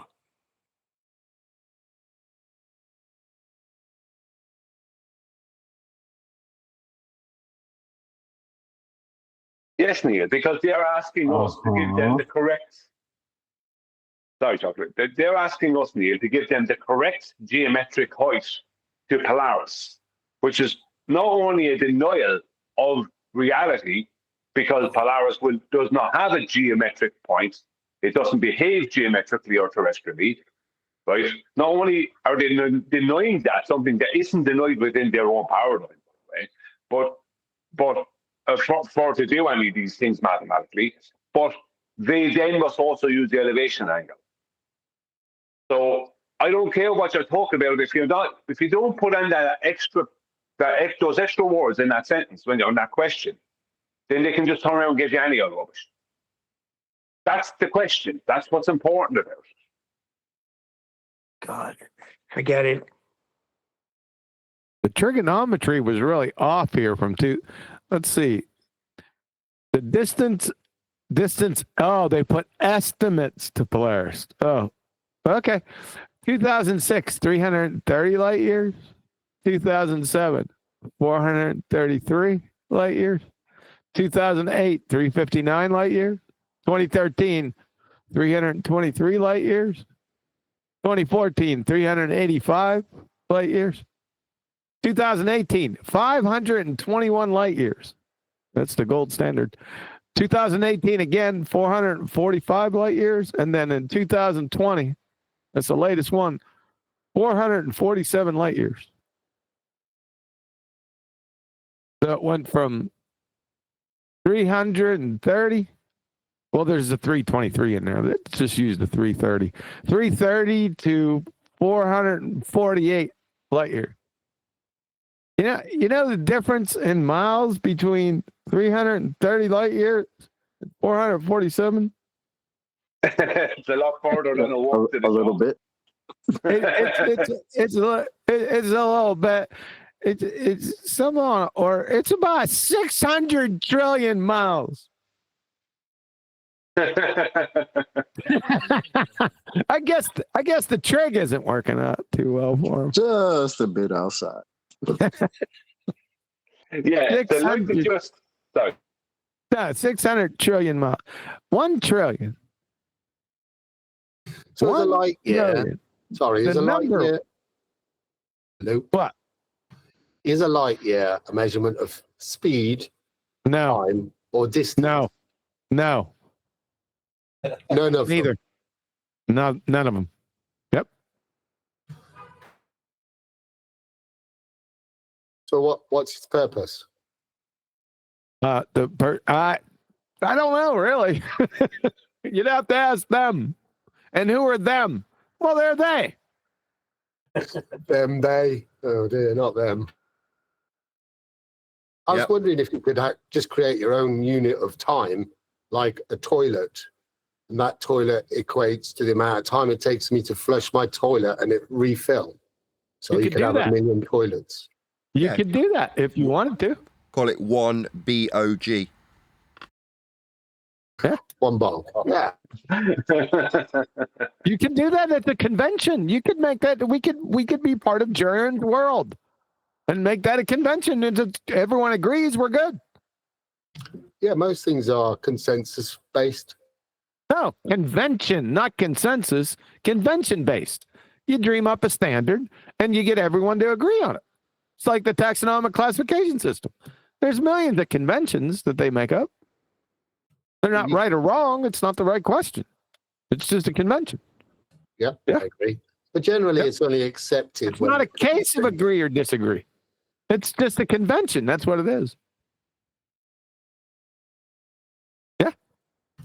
but it's not normally accepted unless it is the consensus, was what I said. Oh, okay. We still have everyone no, has to no, agree. not everyone Consensus is- accepts one bog just yet, but I'm working on it. Yeah.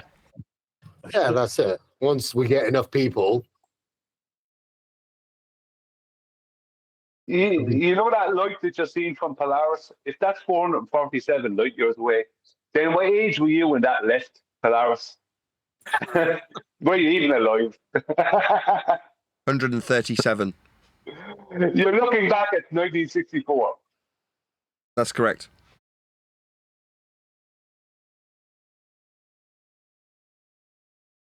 was I even a speck of dust in the universe at that stage? Now we're getting into philosophy.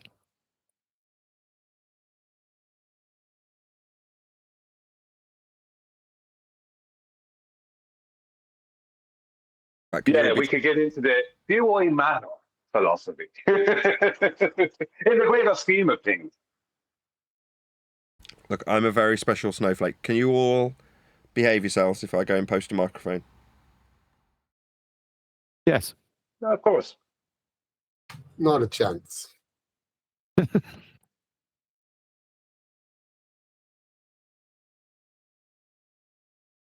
The positive answers he got so fast.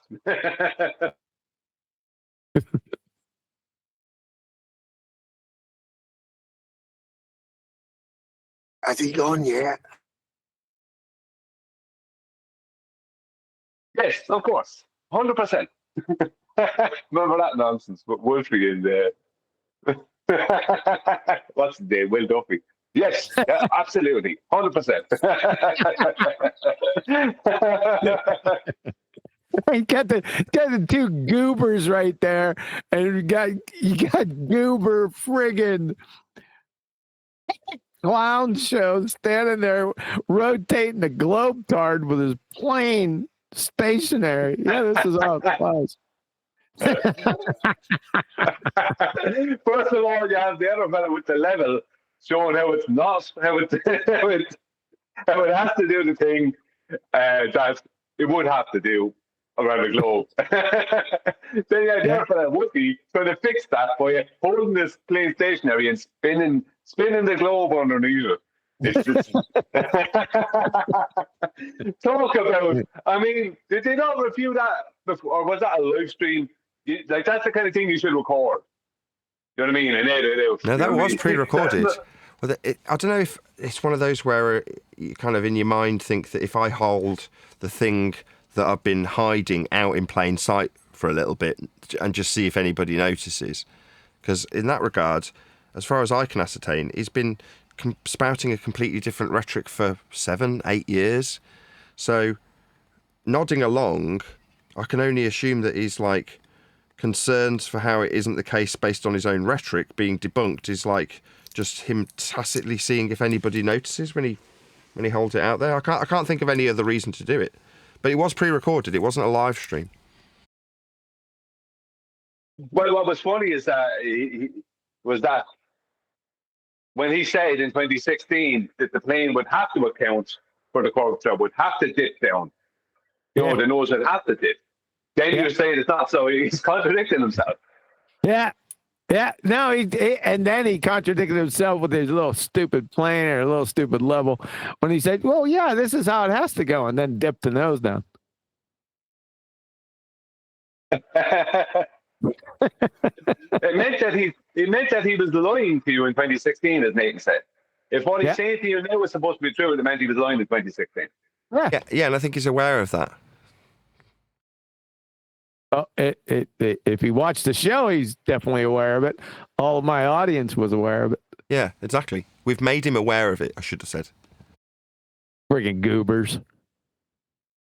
How much of a delusional Dunning-Kruger dumbass retard you got to be is to sit there in front of a camera and hold a friggin' plane or a level out there and say, "This is how we fly," and then spin the globetard without the plane moving. What is it? Conserving momentum? Yeah, forgot that part. Here comes the big airplane. How about this? Man, there's been so many good times, man. How about that doofus talking about Eratosthenes? And he said that to find the distance that Eratosthenes sent smoke signals back and forth. That was Carl Sagan. No, was it? It was that dude. That one idiot dude, man. That we were going to do a treatment on it, but he deleted his video after he said it. I think you reviewed it. Yeah, Nathan reviewed it, and we were going to do a treatment on the QE Live or Ballbusters, and he deleted his video.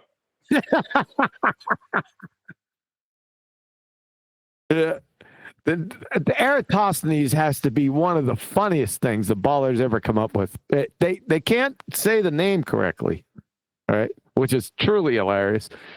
And everyone gets the actual story wrong. They don't put logic into the story at all. Well, they always claim it's sticks or something else. Where they get the sticks from? Yeah, that's what they do, though. They keep getting things wrong. They get their own stuff wrong all the time because they don't put any thought into it. They just parrot. If you're just going to parrot something, as soon as someone parrots something to you that's slightly wrong, you're going to parrot that slightly wrong thing, or even worse. That's what they do. They're stupid. Well, if you've got an obsession with balls, sticks usually follow.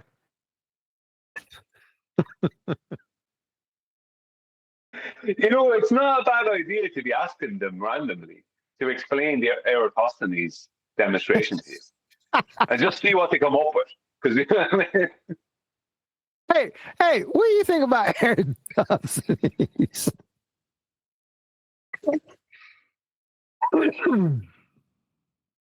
Yeah, because we need some kind of tests, I think, for these people to prove that they have any business being here talking to us.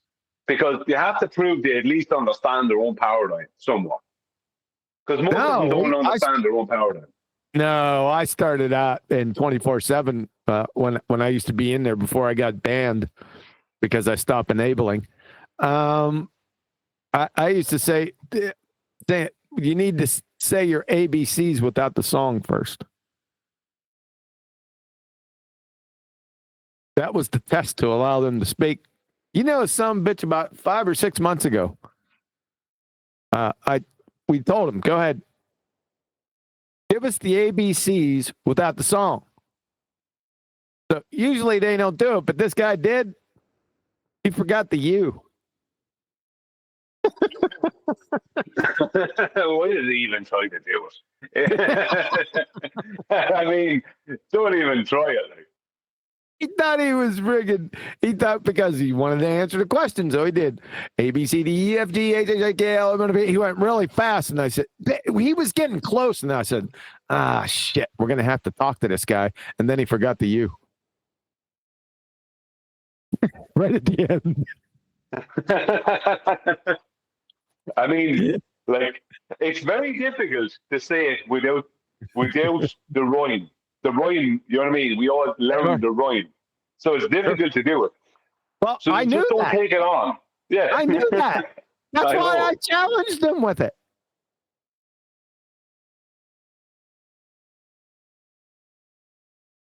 He was the only one that acquiesced, and then he fucked up.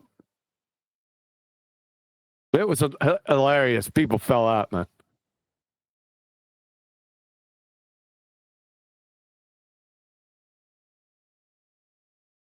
Yeah, but why is he doing it? He's doing it because he wants to somehow. No, I know he's having a bit of fun as well, but he wants to somehow show that he can do it. Do you know what I mean? And that he knows this. Like the ballers are always trying to do that. They're always trying to prove themselves to people. They always mess up then when they're trying to do that. We're just trying to prevent him from T-jumping us. I mean, it's not a foolproof prevention, but you can take steps to preventing getting T-jumped. One of those is say your ABCs without the song. Because if you can't do it, you're going to get friggin' T-jumped. Follow the logic? At some point, you will get tea jumped during Yeah. this discussion.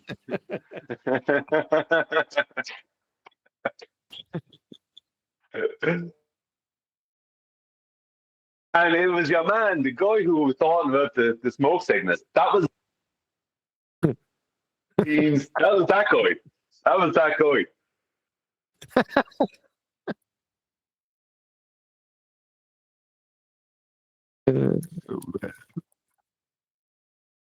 Well, why is it that these ballers, right?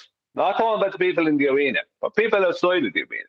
Well, the people in the arena do too. I'm not saying they don't. But there's so many people outside the arena that suddenly want, like that guy, kind of like that guy the other day that we were reviewing. Mini Mark or Mini Man, whatever it is. Mini Minute Man. Mini Minute Man, yeah. Right. Why is it these people decided they're going to educate people on heliocentrism or the topic of Darwinism or something? Like, who said that you were qualified? Who gave you this confidence? You know what I mean? Ridiculous. I would not stand up. Like, that for me is like, you know that term winging it? You know, like to use it in America a lot. I'm going to wing this. You know what I mean? It's like it's like that for me is like standing up on a stage, like in front of a lot of people, right, talking about something in engineering that I have no qualification in, and I'm going to stand there for an hour trying to wing my way through it. Yeah, it's fun. It's a lot of fun. Now, what possesses you? Listen, that's well beyond my pay grade, right? To assess that, because that's far beyond clinical level. You know, delusional. It's more of a psychological issue. Oh, it's so far delusional, Dunning-Kruger. There's not an ICD-10 code for it. There's not a code for it. They just. What are you going to do with those people? Frontal lobotomy? Put them away? What are you going to do with that? Yeah, because we deal with it in this arena too, where you have suddenly people on the ball side who are going to suddenly start, you know, the flat earthers do it too, right? But they're not as bad at it as the ballers. I'll give them that. Yeah. Right, they're a little bit better, but they should. Most of them should still stay away from it. Not much. Not much. Yeah, not much. I agree. Not much, right? But it must be something that rubbed off on them, or maybe it's not, from the ballers. But the ballers have this thing where they want to suddenly educate you on something that they obviously know nothing about. I don't understand. They all turned into, when the celestial navigation proofs start coming out, they all turned into friggin' sextant experts.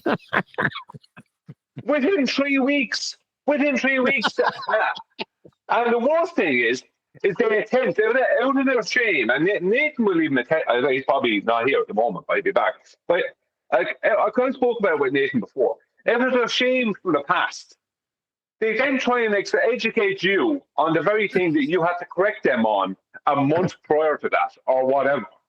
Do you know what I mean? They try and hijack what you corrected them on, and try and then relay to you in some educated fashion, or in an attempt to try and educate you on the thing you had to educate them on in the past. That's like me learning. Who would be a good? That's like me. That's equivalent to me. Just use you as the example, Kelly. That's the equivalent of me going to you and trying to educate you on scientific method after you're the one who educated me on it. No, that's not even as bad, because I didn't claim to know scientific method. These ballers get corrected by us when they don't know what they're talking about, when they're trying to educate us or talk to us when they don't know what they're talking about. We educate them, and they come back and sometime later and try and educate us on the thing that we had to educate them on.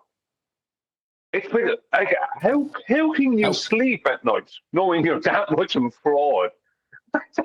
That might happen.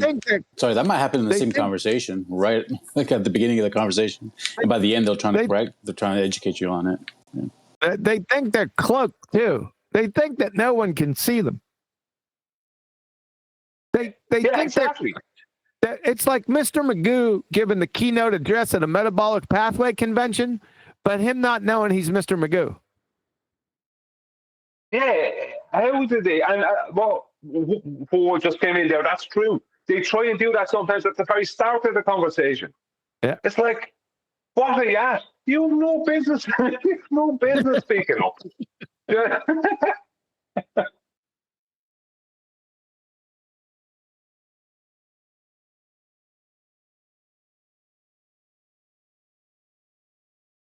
You know what I think? You know where I think it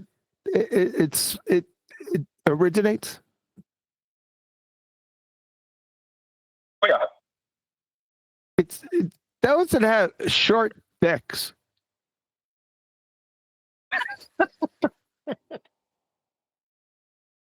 All right, it's a phallus issue. Just saying. I think it is. I'm pretty sure it is. A phallus. Takes one to know one. It's short. Are you You fucked saying up real quick. it's fallacy? A fallacy? I think it is. Can you prove me wrong? Well, I don't want to have to go and try. Yeah, put it that way. I'm not interested in that assignment. That's no, thank you.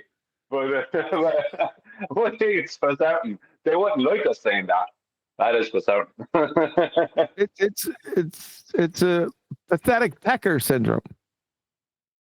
Well, you know, it's like as if they have a pathetic pecker, whether they do or don't. If you understand what I mean, it wouldn't matter if they were hung like a horse. They have a pathetic, or they have that syndrome, because that's what someone who would have a pathetic pecker would do. If you understand what I mean.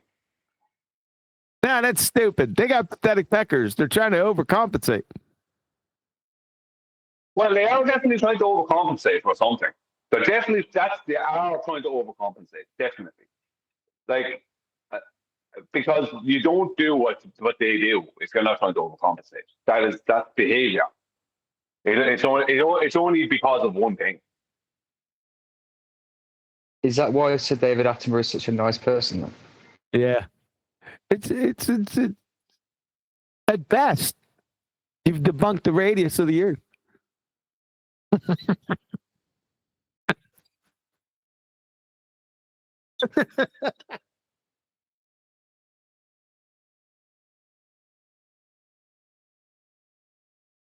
Well, that's a classic, isn't it? A classic example of not understanding what you're about to say.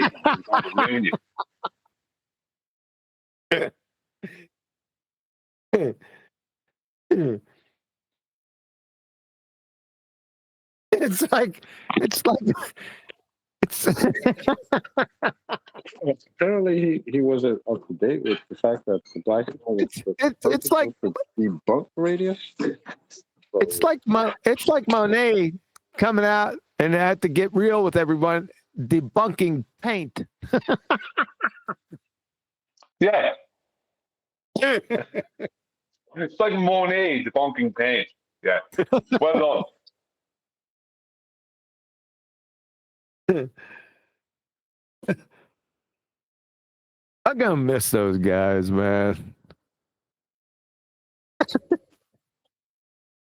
They try to be more careful these days because they all use stock accounts. They try not to have to address most of us on their main accounts. Yeah, because they're wearing dresses.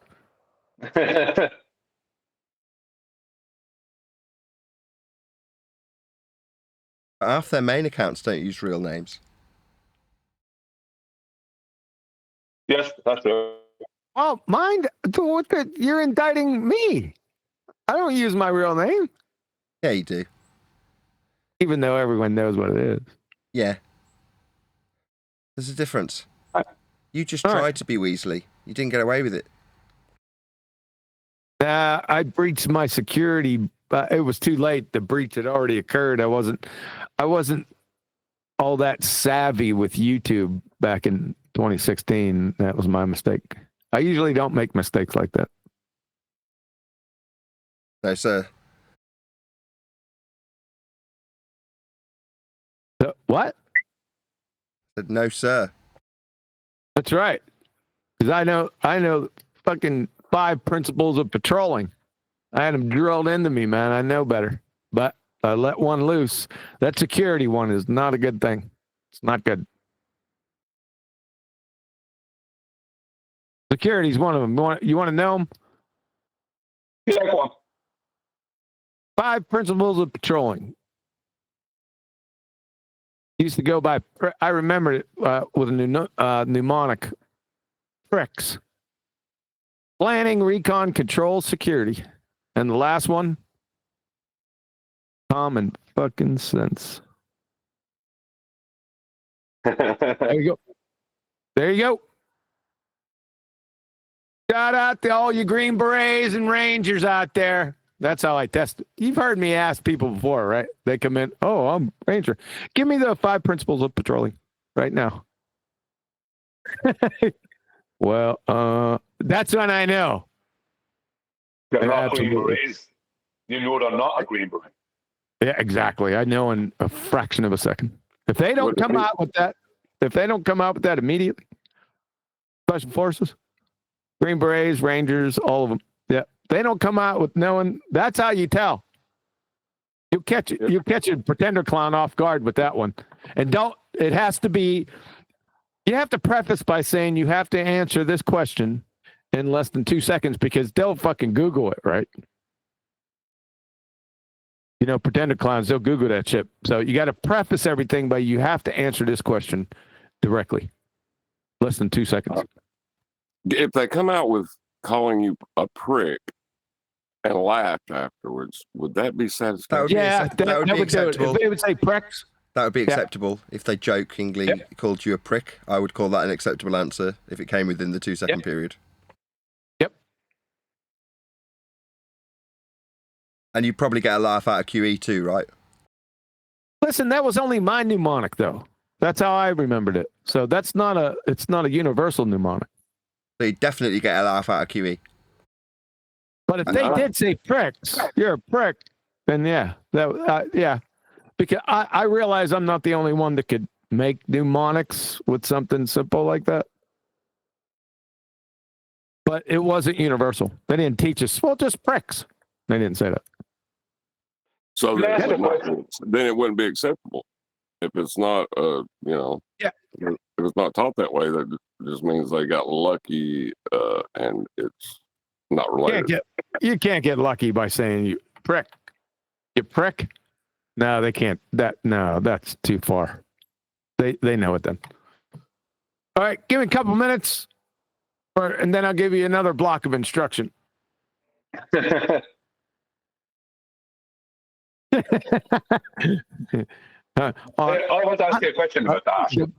The block of instruction is going to be how to sit down, then point at a friggin' horse. On a Tuesday. I was going to see if he could give us on the next instruction how to pour pee out of a boot with the instructions written on the heel.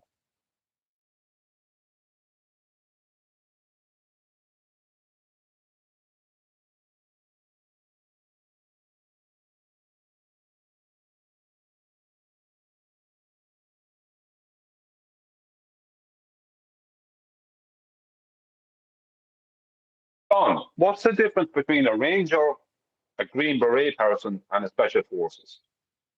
What are they 3 separate things? I think they're both special forces. A ranger, rangers are like to hold ground, like it's the branch. Yeah. Special forces could be under an army, and then I think it's supposed to be Navy. The Green Berets under the Navy, just different branch. So it's really, so if you're talking about U.S. Army, their special forces are Rangers and Green Berets. Would that be correct?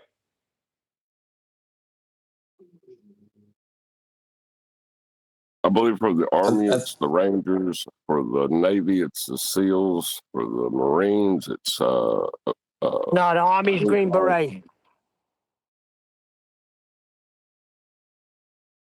Yeah, Green Beret are definitely Army.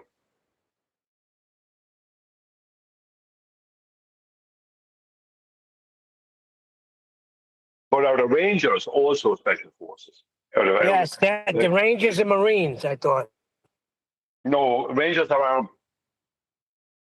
Rangers and Green Beret are army. I just wonder, are the two sides of Pardon me. What MOS is a Ranger?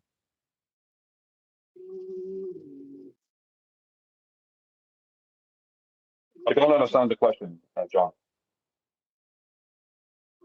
Well, the way I understood it, but see, I wasn't a Green Beret or a Ranger. My MOS precluded me from any such shenanigans. But I understood that the Rangers and Green Berets were both special forces. But they were both within the Army. I believe is Army. They're the Rangers, and then Navy Green Berets. No, the Navy is going to be the SEALs. Army. Green Berets army.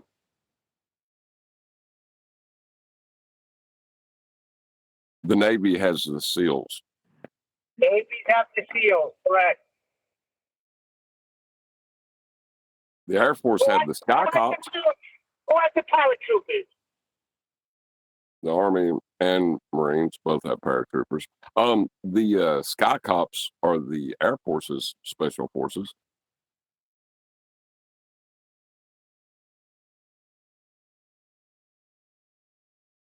The camera's on, Neil.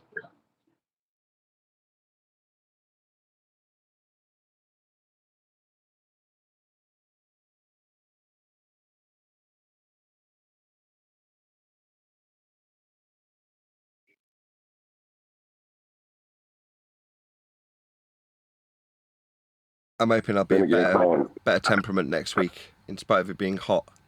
What I'm going to try and do is turn my fan on, but I've bought a dead cat to go on the end of my mic, so I can hopefully put the fan on. Hopefully, I really hope it works.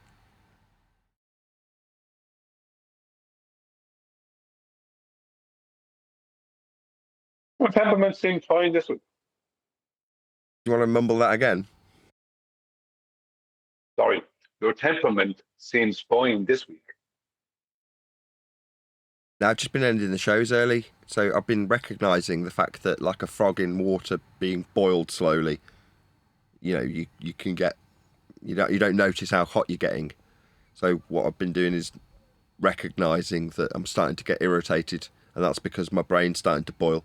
So yesterday I could feel my speech starting to slur, and it's because I'm so hot, I'm dehydrated and literally sounding drunk by the end of the live show. If you listen back, I'm starting to slur my words.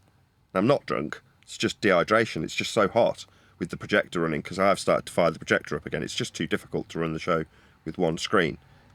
So by the time the end of the show comes, it's hot to begin with in this room, and I'm too fussy about the sound to have the windows open, so I shut all the windows. I definitely don't want any fan noise, so I turn the fan off. So it's just me and a boiling hot computer and a boiling hot projector in a sealed room in summer. So I'm hoping my dead cat will at least mean I can turn the fan on. Well, can you kill the projector and still run your? Because the projector's probably putting out more heat than the computer. Yeah, it is. Yeah, I turned it off today. I couldn't cope. That's why I'm still here, frankly. I'd have ended the show already otherwise.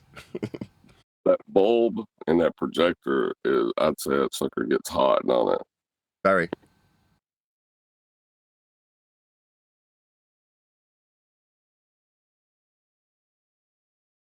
Like the computers, it's got the thermal strips and heat dissipation units and things like that that mitigate to a certain point. But that bulb is just unadulterated heat energy. Yeah, it's like the only time a computer would be comparable would be if it was 1,000 watts worth of computer. So it's a kilowatt bulb, right? So it's kicking out 1,000 watts of heat. I'm sure it isn't. Obviously, it's not 100%. It's not 100% inefficient. But you know what I mean? It's picking out a hell of a lot of heat. Much more than the computer. But it does facilitate me being able to have it up on the wall, out of the way. Turn it off, roll the screen up, turn it back into a lounge. It does genuinely make the place dual purpose. It's just for about 3-4 weeks of the year, maybe a bit longer, does just become intolerably hot in here.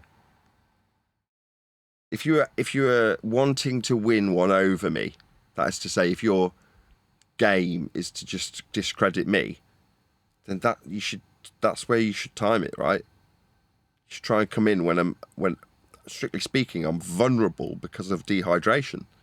I'm running the show, it's at the end of the live show. Thinking back, that is when they used to come in, right? They'd come in towards the end of the live stream. Now it's odd that again. That's kind of odd that they would think so much about when they're going to do it like that. Well, they wanted to get their point in, or what they had to say, just before the live stream was finishing. So they were hoping when they come in at that point, that it was also a psychological thing, as you were about to end the live stream, suddenly they come in. So you have a choice to either address them on the after show if you decide to hang around, or keep the live stream going. And they knew the chances were you were going to have a short, you were going to end the live stream. That's what they wanted to happen. So it made it look like you were avoiding what they came in with to address you with. It's all BS, pathetic psychology, methods they have. Well summarized. It's called the art of war.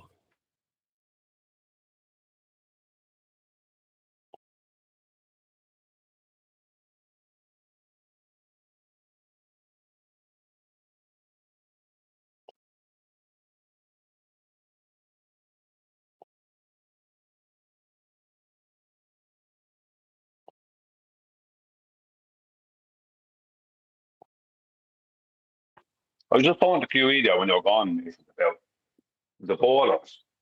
How you'd have to correct them. The example used was originally celestial navigation, but you'd be correcting them on something. Let's just say, because they're coming in to try and tell you about something. They get something wrong and you correct them on it. They come back to you some months later and try to educate you on the very thing that you corrected them on. Let's carry on. Like knowing that you corrected them. I've only had it happen only in the past week. Someone tried to correct me on something that I had to correct them on. Could be 2 years ago.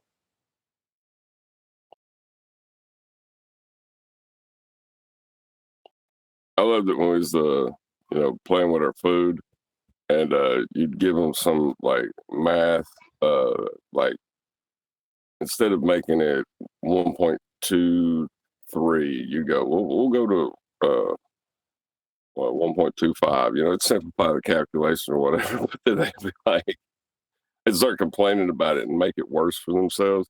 I can't remember which one specifically. It made it like 1,000 times worse. I think it was when you're figuring out spherical excess. Do you remember that?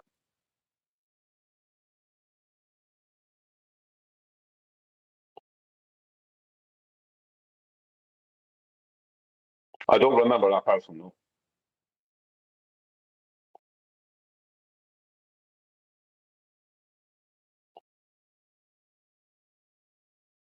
Yeah, you were figuring it out linear.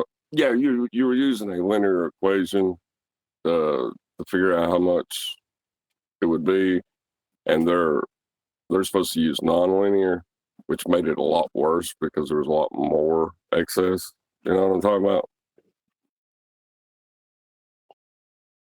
I think, yeah, I do remember pointing out that where the excess came from, the term spherical excess. I remember that all right.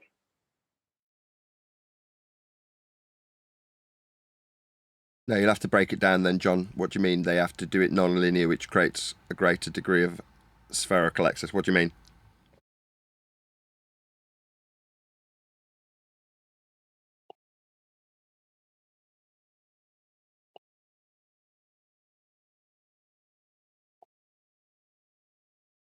I'm glad we cleared that up. But on what he's saying about the spherical excess nonsense, what they do is they measure a triangle between three mountains, let's just say, using trigonometry. They'll measure from mountain A to mountain B and C and back to A. And then they do the same from B and the same from C. And that gives them an area, and an area between the mountains. Now, obviously, they need some information before they do that. They would need a straight line distance being one of the mountains. But but that gives them, eventually, it gives them an area when they've finished all their work. Gives them an area between those three mountains and the distances between the three mountains that they can rely upon, right? But what happens then is when they add in the R value, those straight lines between those three mountains are bowed outwards, because when you add the R, you can't add convexity. The lines bow out the way, right? So that creates a greater area in between the lines then than what was originally there, and that is what they call spherical excess. It's only it's a cover term for we screwed up, basically, because they can't use that. They can't use that once they bow those lines, once they curve those three lines, they can't use it. To use that back in practical reality, they have to remove the R and go straight back to what it was originally, because that's the only thing that fits with reality, because that was the actual measurements. So the whole spherical excess thing and most of the borders don't even know, and they didn't know. I had to educate so many of them on what spherical excess was, because they didn't understand it. Most of them still couldn't tell you what it is, because it's a cover term for their inaccuracy. It's like they're making it sound like spherical excess. It's a really it sounds really really surveying-y. It sounds like there's something going on there. There isn't. They've added an R value that doesn't exist in reality to a measurement they made in reality, and now the measurement now what they measured in reality is not usable because they added the R value. They must remove the R value and bring it back to what it was after it was measured to use it in reality. I see. So they're adding in a value and then calling it the excess to justify removing it again to make it workable. Yeah, it's like we must remove but they don't tell you all those things. Like the likes of Jesse Kozlowski, he's not telling you any of that. Do you know what I mean? He's just talking about spherical excess, and he's trying to bamboozle someone with a load of mathematics. But to use that area between those three mountains, and to use that to get in practical reality, they must remove the R, because there is no R in the measurement. Because the measurement has to be using 180 degrees, a triangle. You know what I mean? A triangle, which is 180 internal degrees, and straight lines meeting at three vertices. That's how it's done. So spherical excess is what it means. Balls and too much. Talking a lot of balls, yeah? Yes, exactly. That is exactly it. It's what it means. It's exactly as it says. Spherical excess. When they try and add this triangle to the surface of a sphere, it creates an excess within the three lines, and it stops it being a triangle. That's exactly what it is. It's like they're putting it's out on the front headline of the newspaper. Do you know what I mean? And it's like people turn the page, forgetting that what was written on the front page is the important part. Like I know, like I wasn't telling any lies about my mother's founder. Like he is a retired now. He's old now, but he's a retired geodetic surveyor, and he was a surveyor before they started bringing in GPS and all that kind of stuff. When he started coming in as he was finishing being a surveyor, which is back in the very early 90s, and he went through it exactly what they do. And they used to have to do whole mountain ranges, and that's what they do. Like anyway, I knew this before he told me, but I was just conversating with him, and he had to do all the trig himself. He didn't like everything. He had to do all the trig himself. So he was working out like the exact distances between all these different peaks, etc., etc., etc. Not just with trig. Obviously, they had other things, but they were using trig, 180 triangles, 180 degrees, and he was very he even gave me a quick example. He said he got so used to doing trig, he just got, you know what I mean, in his own head, he could just do trig in his own head without even pen and paper or something. He got so good at doing it because that was what he did so much of. So So he was using 180 degrees for all these mountain ranges. Sorry? Anyway, he was using like trig for whole mountain ranges and areas and distances. You know what I mean? That's the only way you like. I never had the argument with him about. He knew it was a flat earther, but I never got into that with him. But as I spoke to him about surveying, everything I said, he was like, "That's exactly right." There was nothing I said that was incorrect. The only thing I didn't say was I didn't mention any globe. I just stuck purely to what my knowledge was on what they did, and he was 100%. That's exactly. He even said to me twice, "Why weren't you a surveyor?" He said, "You're a natural hazard. You understand all this." And I said, "I don't want to be a surveyor." He said, "You should have been a surveyor." Twice he said to me, because I understood the topic so well. Not once did he mention spherical excess or the measurement of curvature. It was all about actual measurement of the land.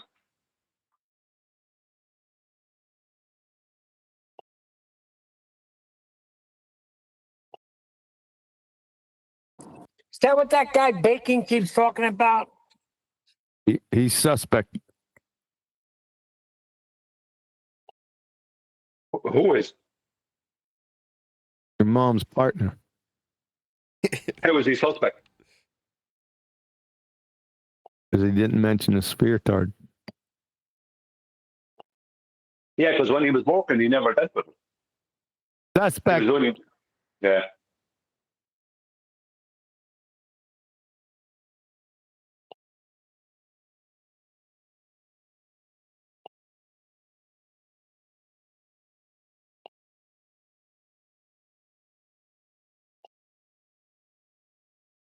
His data was going into, and he was part of also making maps.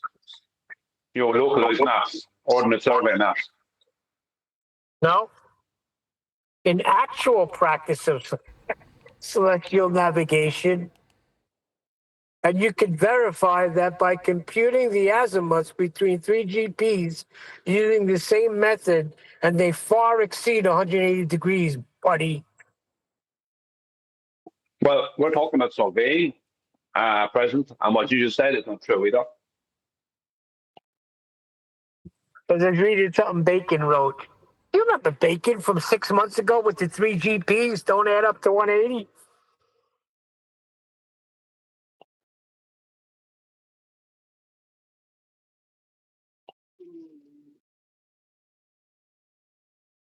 He got fried so many times, I don't know how he can still call himself Bacon.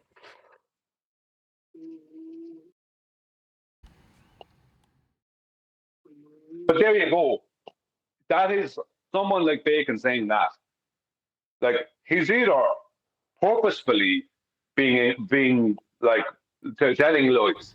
He's either purposefully telling lies, or he's so ignorant that he doesn't actually understand that what he's saying has no relevance to reality. It can't be. Lies are purposeful to begin with. That's painfully redundant. Okay, fair enough. Idiot. But it's only one or the other, because what he's saying is so outside reality. I mean, mathematically it can be done, but as far as practical reality goes, that can never work.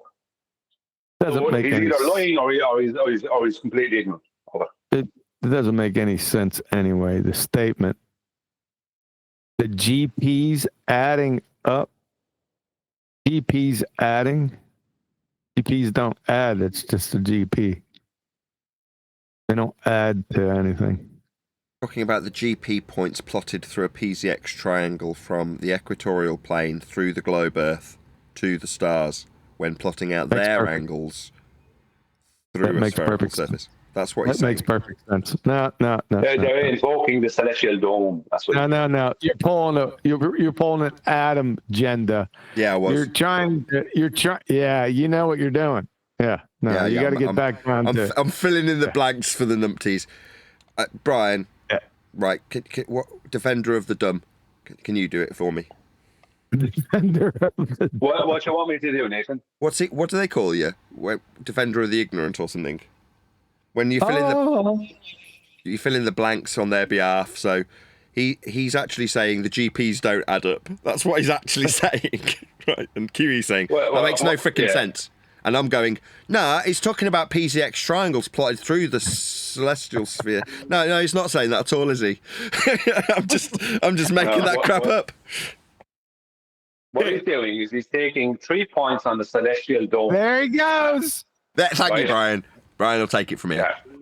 Right. He's taking 3 points on the celestial dome, which is just the basically just the hijacking of perspective, because they have to do this, they must remove the perspective element. As in, when you're seeing the star at 40 degrees above the horizon, that means it's on a particular point on the dome. Not that you're just seeing it at 40 degrees because you're measuring a perspective point to it, right?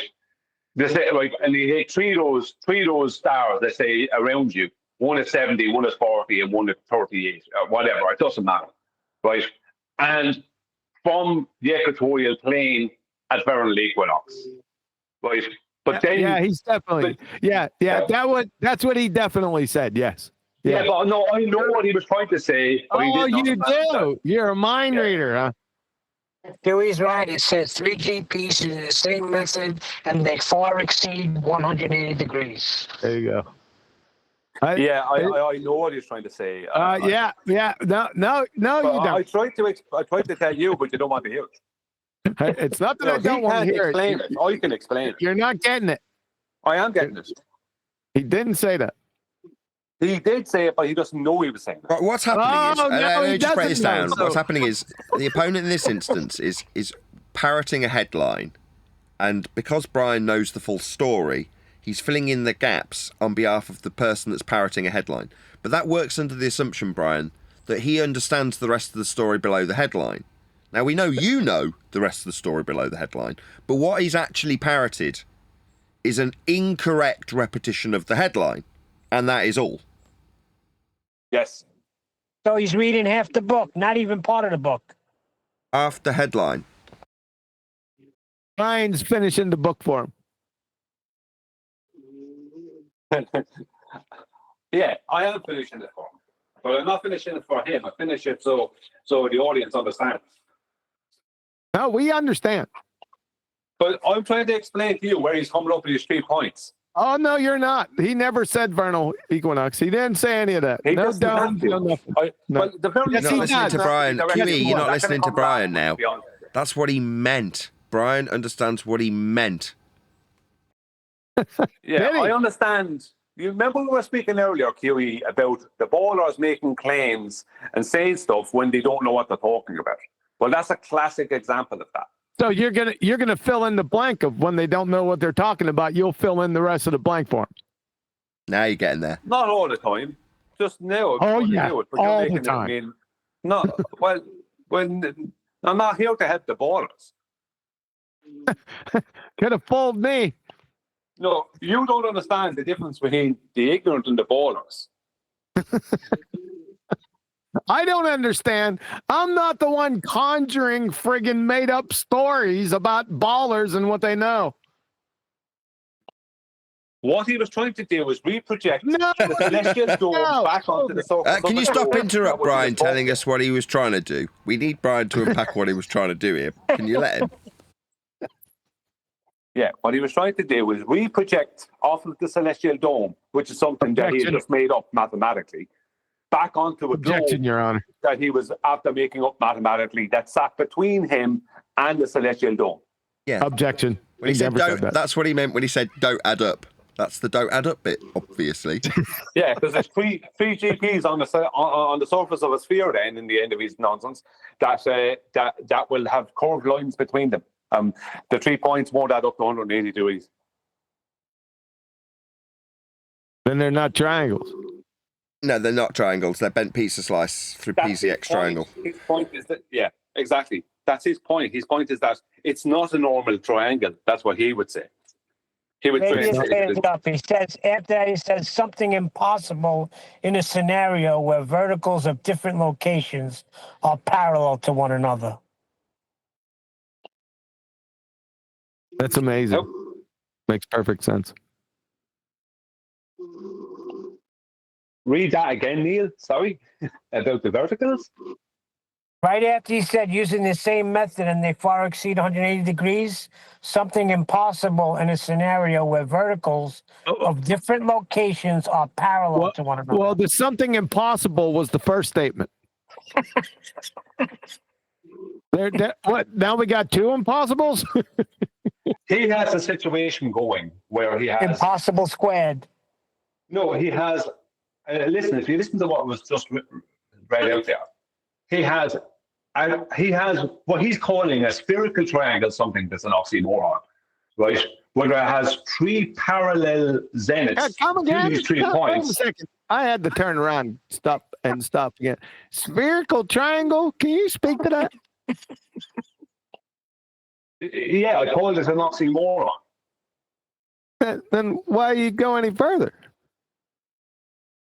Because I'm trying to describe the second part of what he's trying to describe. Oh, so the first part absolutely implodes him, like at the bottom near the Titanic. It's just imploded, but you want to implode him some more. Okay, go ahead. I bet you it's fun.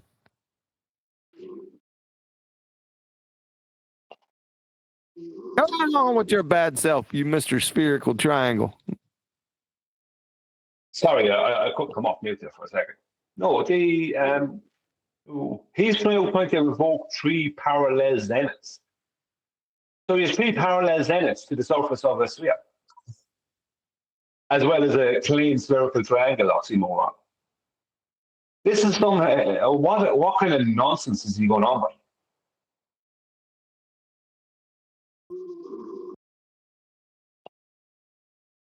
Nonsense. He said in the actual practice of celestial navigation, Brian. Yeah, this is the problem with people like him. They can't understand that what they do mathematically after the measurements have been taken. And basically what happens is in between the measurements, right, and the vernal equinox point, the point where you get the vernal equinox, in between that there's a load of globe mathematics going on. But then they're all basically removed when you get to vernal equinox. They remove this globe nonsense. They use a massive horizontal plane with a rotating sky.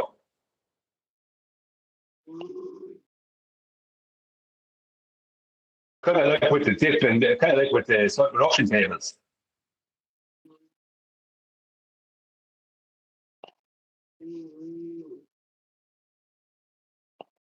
That's someone's coming off mute there. It's probably because of that one doing that on purpose. He's doing it for ages. He's been doing it for ages. And listen to this little thing going out in the background. Hold on. Whoever's got the black dog icon in Discord, please can you mute? Daz is sleeping, I think.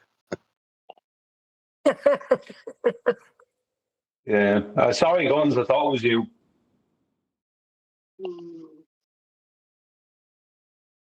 What's up? Uh-oh, D-Rose is here. I got about 10, 12 minutes left.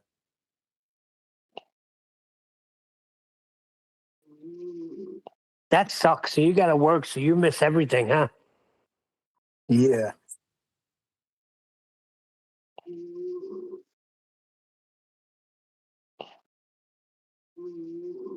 So what did I miss? What was this moment?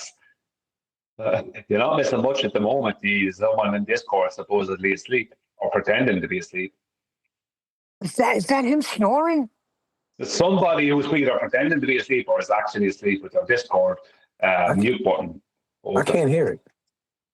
He's like, Maybe someone muted him.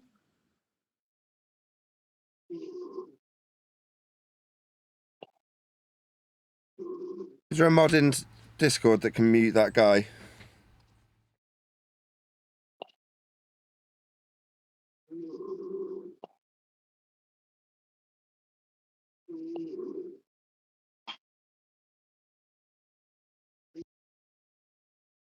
Yeah, I think Rayleigh and Amir are mods.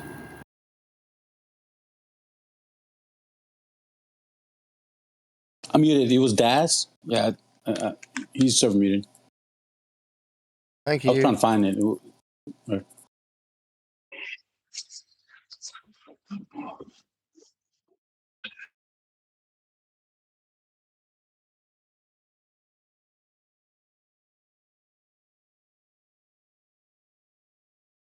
Rest in peace, Malcolm Jamal Warner, Ozzy Osbourne, and Hulk Hogan. Hulk Hogan? Wait, Hulk Hogan died? Yeah, he died of a cardiac arrest today. When? Today, man. Oh, man. No way. That's true. Doesn't it always happen in threes? Yes, we were just talking about that at work. Yep. You know what's funny? The other night, I was playing his track. Remember the I Am a Real American track? I am his a refugee? real American. Yeah, when he used to come into it. And he was on the screen, and for a second on the other side of the screen was Donald Trump. And I was like, he's a real American. You're a fraud.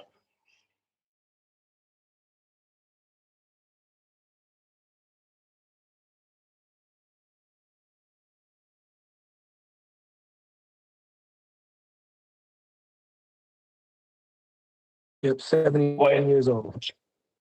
71.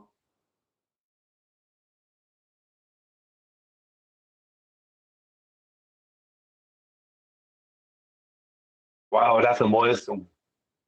That's an absolute milestone. Because when I was a kid, like anyone in my generation when we were kids, he was like one of the top heroes. Hulk Hogan. Way back in the early 80s. Yeah, when he beat the Iron Sheik, remember? That happened on a Saturday morning. And remember Big John Stud? Yeah. But my favorite was Roddy Piper. Man, he brought the energy. Piper's Corner. Brilliant. You remember the Brooklyn Brawler? He was Roddy's number one nemesis.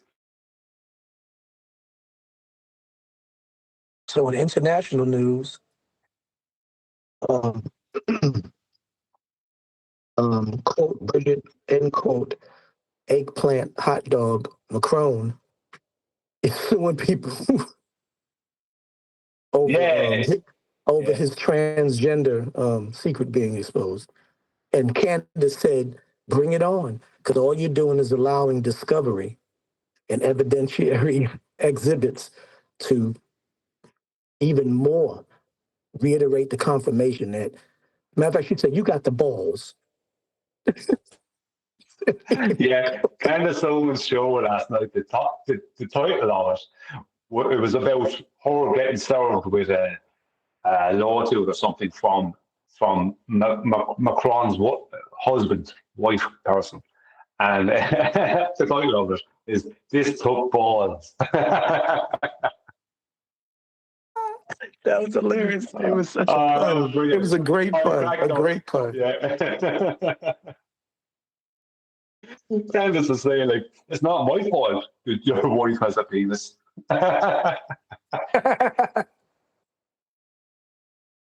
Who was she saying it to? I missed that. She's saying it to President Macron about his husband, or his wife was actually a man. Yeah, saying it's not her fault that that your wife has penis.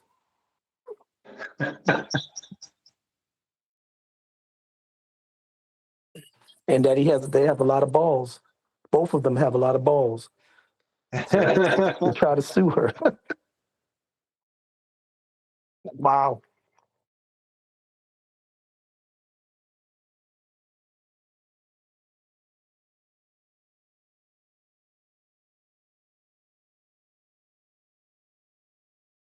And that ain't the only one.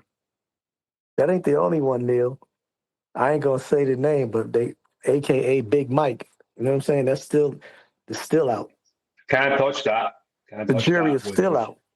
The jury is still out. I ain't gonna say no names, but all I know is that every woman I know in my 59 going on 60 years, I'm pretty sure Neil could say the same thing, that all of our matriarchs that have had or been with child, whether they had a successful birth or not, has a photograph or a video, VHS or something on a camcorder displaying with child or postpartum.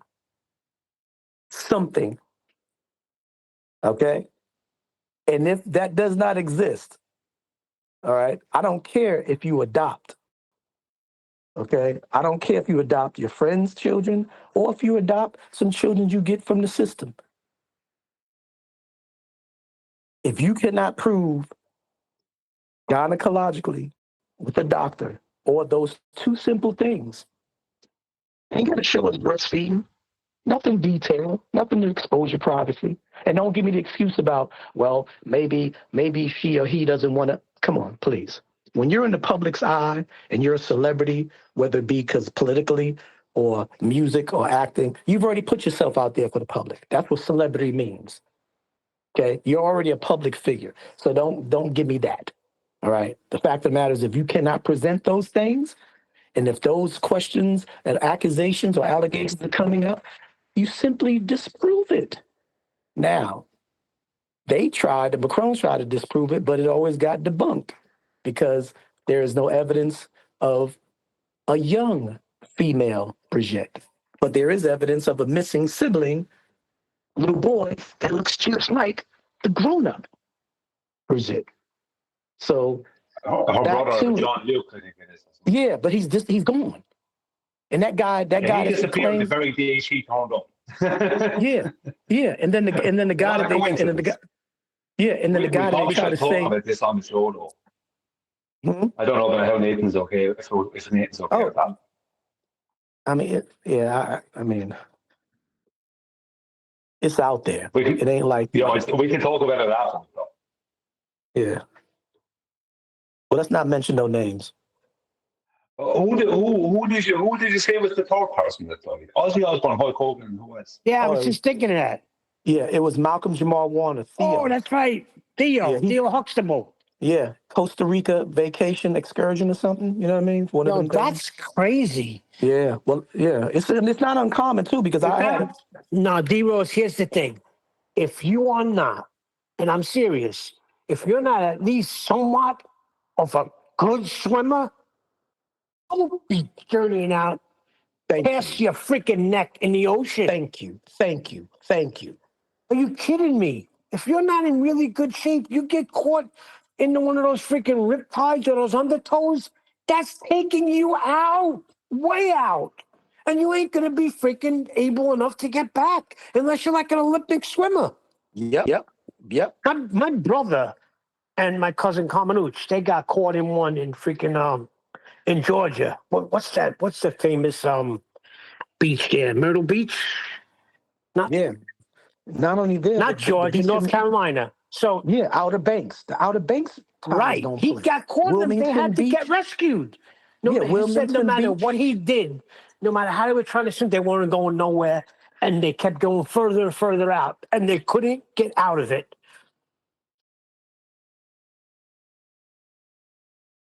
Yeah, the thing about them is you have to kind of just go with it. And no, they tell you to go with it until you could start swimming across from it, like sideways. Instead of trying to swim back to shore, swim like laterally, and then because start taking you in. Try and swim against it. People panic and they try to swim against it. You can't. You're wasting your time. Yeah, they're trying to get back to shore. Yeah, you swim laterally, and the current would certainly start to push as the water pushes forward again. Yeah. But when you're in a panic like that, when you feel that freaking ocean pulling you out, people panic. And that's what I said. If you're not no freaking Olympic swimmer, don't go past your neck. Bob up and down, swim. When I go to the beach, I go to my neck. I swim across. I don't swim out. I swim across both ways back. Sometimes it'll bring you out a little, swim closer. Neil, I don't. Start with the shoreline. I don't go nowhere with the shoreline, so you can be taken out from waistline water. If you jump in at waistline water, you can be brought out. You're better than me because I don't. If I can't feel the ground, I'm not going. No. I have to feel the ground. That's what I'm saying. Exactly. My neck, like right up to my shoulders and neck. I'm bouncing, and I'll bounce off my toes, and I'll swim, but I won't swim out. I'll either swim back to shore, ride a wave, or I'll swim across. Because when I'm swimming across, the waves are bringing me closer. I'm never going the other way. Now, if I was a great freaking Olympic freaking marathon swimmer, then you don't have to worry, really. I used to swim the other way. I used to swim because I didn't like all the waves on the shore in Bondi. I used to swim straight out. And it was good. But there was a lot. There was a lot of people there and everything else. So you weren't in too much danger or anything. I used to swim straight out, straight back in, straight back out, straight back in. Because I hated trying to swim across the bay or something like that. Because the waves were not coming in over the top of you and the rollers. It's easier just swim straight out. You have to. Well, that's that's I haven't once specific. What I'll do is I'll swim past where the waves are going to take you in. If you can get past the waves on the beach where you're just bobbing up and down where the waves just start coming in, then you can swim across, going back and forth, no problem. The worst thing can happen is you'll keep getting closer and closer to the shore, but it's never going to take you out because everything's pushing in. But my father used to go. I'm telling you, he used to jump into the freaking ocean and swim so freaking far out, we couldn't even see him anymore. My father was a really good swimmer. Grew up in the projects and had a pool, and they swam every day. You know, so he was really good. But I mean, I'm no long distance swimmer. Ain't gonna catch me freaking drowning in the ocean. I don't play with a pool. Okay. I'll never forget, I was like 13 years old, Harry S. Truman Pool, where some of the best high school competitive swimmers come from. In Co-op City, the Bronx, and we were in an indoor pool. And I was, in 3 feet, 4 feet, 5 feet. And I took one step, bloop, floor dropped. And I grabbed somebody, almost pulled their shorts off to try to get to the edge. You're the perfect example. Yeah, you're the perfect example of the guy that try to get saved and bring somebody else down with them. Nah, he was good. He was a good swimmer. He just pulled over to the. He knew the problem. Went over to the ledge, and then when he after his pants was pulled down to his knees, he grabbed me from the arm where I was holding him, and he pulled me over to the side. Because I didn't know. I don't know if they had numbers on it, and I didn't pay attention to the numbers that said 5, then 6, 7, 8. But it was just like the floor just left me, and I was like, "Oh shit!" Yeah, that's what a pool does. How old were you? I had to be 12, 11, 12, 13, something like that. Yeah, when I was in pool, I had to step down. Sorry. Yeah, and you got to understand. Hold up, real quick. And what's sad too is because 4 years prior, when I went to camp, Boys and Girls Club camp, they used to send us in New York by the police department. We went up to a place called Outpost, and we used to have, the lakes used to have tadpole, shark, catfish levels. And my camp counselor threw me, Dre, he threw me out in the shark thing. He was with me, but he threw me out there just goofing around. So that already terrorized me. I was traumatized. So when that happened at the Truman Pool, I was done. I was done with it. I was done. Yeah, that's crazy. That's a guy, that's an ignorant person right there. You can't do that. There was this kid, we were in a pool with my kid when I lived in Alabama the last time. My kids were young, I guess 8 and 5, maybe even younger. And I got them these floaties because they had a pool. And it went out to 8 feet. They had these floaties on their arms, and that's how they learned how to swim. But they didn't need them anymore. So they were swimming in deep water. And all of a sudden, like I'm standing and I'm watching them, and I see this little black kid, and he's playing with them, and he's going, and I'm watching him go straight into the deeper water. I'm not thinking anything of it. Then all of a sudden, I see this kid like, I don't see him anymore, and I don't see him coming up. I'm like, holy shit, this kid's drowning. I went over there, and I grabbed him, and I lifted him up, and he was freaking gagging and spitting up water. His father's leaning on the side of the pool talking to some broads, not even good-looking broads. So I brought him over. I said, yo, your kid almost drowned. Right. He's like, oh man, shoot. I said, yeah, it takes a minute, bro. Yeah. I took my kid's floaties. I said, put these on your son. Okay. And leave them on him. Right. In other words, I'm saying, you're going to be talking to girls, at least put them floaties on. They'll never drown in them floaties. There you go. Unless they deflate, Yeah. My kids were all over with them on floaties. 12-foot water, in the beach. Yeah, my children used to use that, but now they just stay in the 5 feet. My son, he still stays he stays away from 4 feet, deeper than 4 feet. They'll both go underwater and swim and everything, but if they don't feel that ground, they got the same genes as me. They start panicking.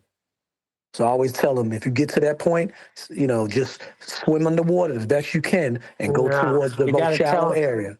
D, you gotta tell them, don't panic, just keep calm. You are going to float. Right. Okay. But they don't understand it because they panic. So what I tell them to do, if you feel that feeling, take a deep breath and just do how you normally do, as if you were in shallow water playing around in the water. Go underwater and do your little maneuvers, little frog. They know how to do that frog movement where they can speed out and go towards the shallow area until you start feeling your knees or your feet touching the floor. Then you're good. But don't panic. Well, if you teach them to not panic and just take a deep breath, they're going to float because you're not going to sink. You're going to float. You're going to come up and float. You can't even convince me that, bro. You will. Do it next time you go on the beach. You go in the water.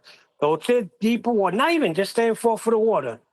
Go underwater. Take a deep breath. Go underwater and let yourself go. You're going to come yeah. I know that. They know that because we usually play that. We try to say we have to flap our hands to see who could stay underwater the longest without being buoyant to come up. I get that, but it's easy to do that when you know the bottom is there.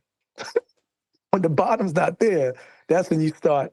All of that doesn't register. All right, it's then. panic mode. A couple of Captain Hindsights. How would you have stopped Ozzy dying then? Now we figured this one out. I would have had an intervention when he was about 14 to don't use drugs ever in his life. You just straightened him out earlier. What? So you're saying you'd have robbed us of Black Sabbath? Hold on. He lived to 76 while using drugs. You can't stop someone from dying. It's inevitable. It's called entropy. Hold up. Look how he lived the last 40 years of his life. He was a freaking neurological, bagpipe. That's a new one on me. He had the tremors. And the speech impediment. Yeah, listen to Piers Morgan. He just did something. He had Gene Simmons on, I think Howie Mandel, and I forgot the last guy he had on because he got to be close with Ozzy. Yeah, D. Later. See you. He said he got pretty close with Ozzy. Ozzy's totally so different than what the other people are. Even Gene Simmons was saying. It's a guy I'm over there with this persona, and he sees me and says, "Hey, Gene, how you kids?" It's totally freaking demasked him, Ozzy asking about my kids when I got the mean Gene Simmons look on. Just a regular guy.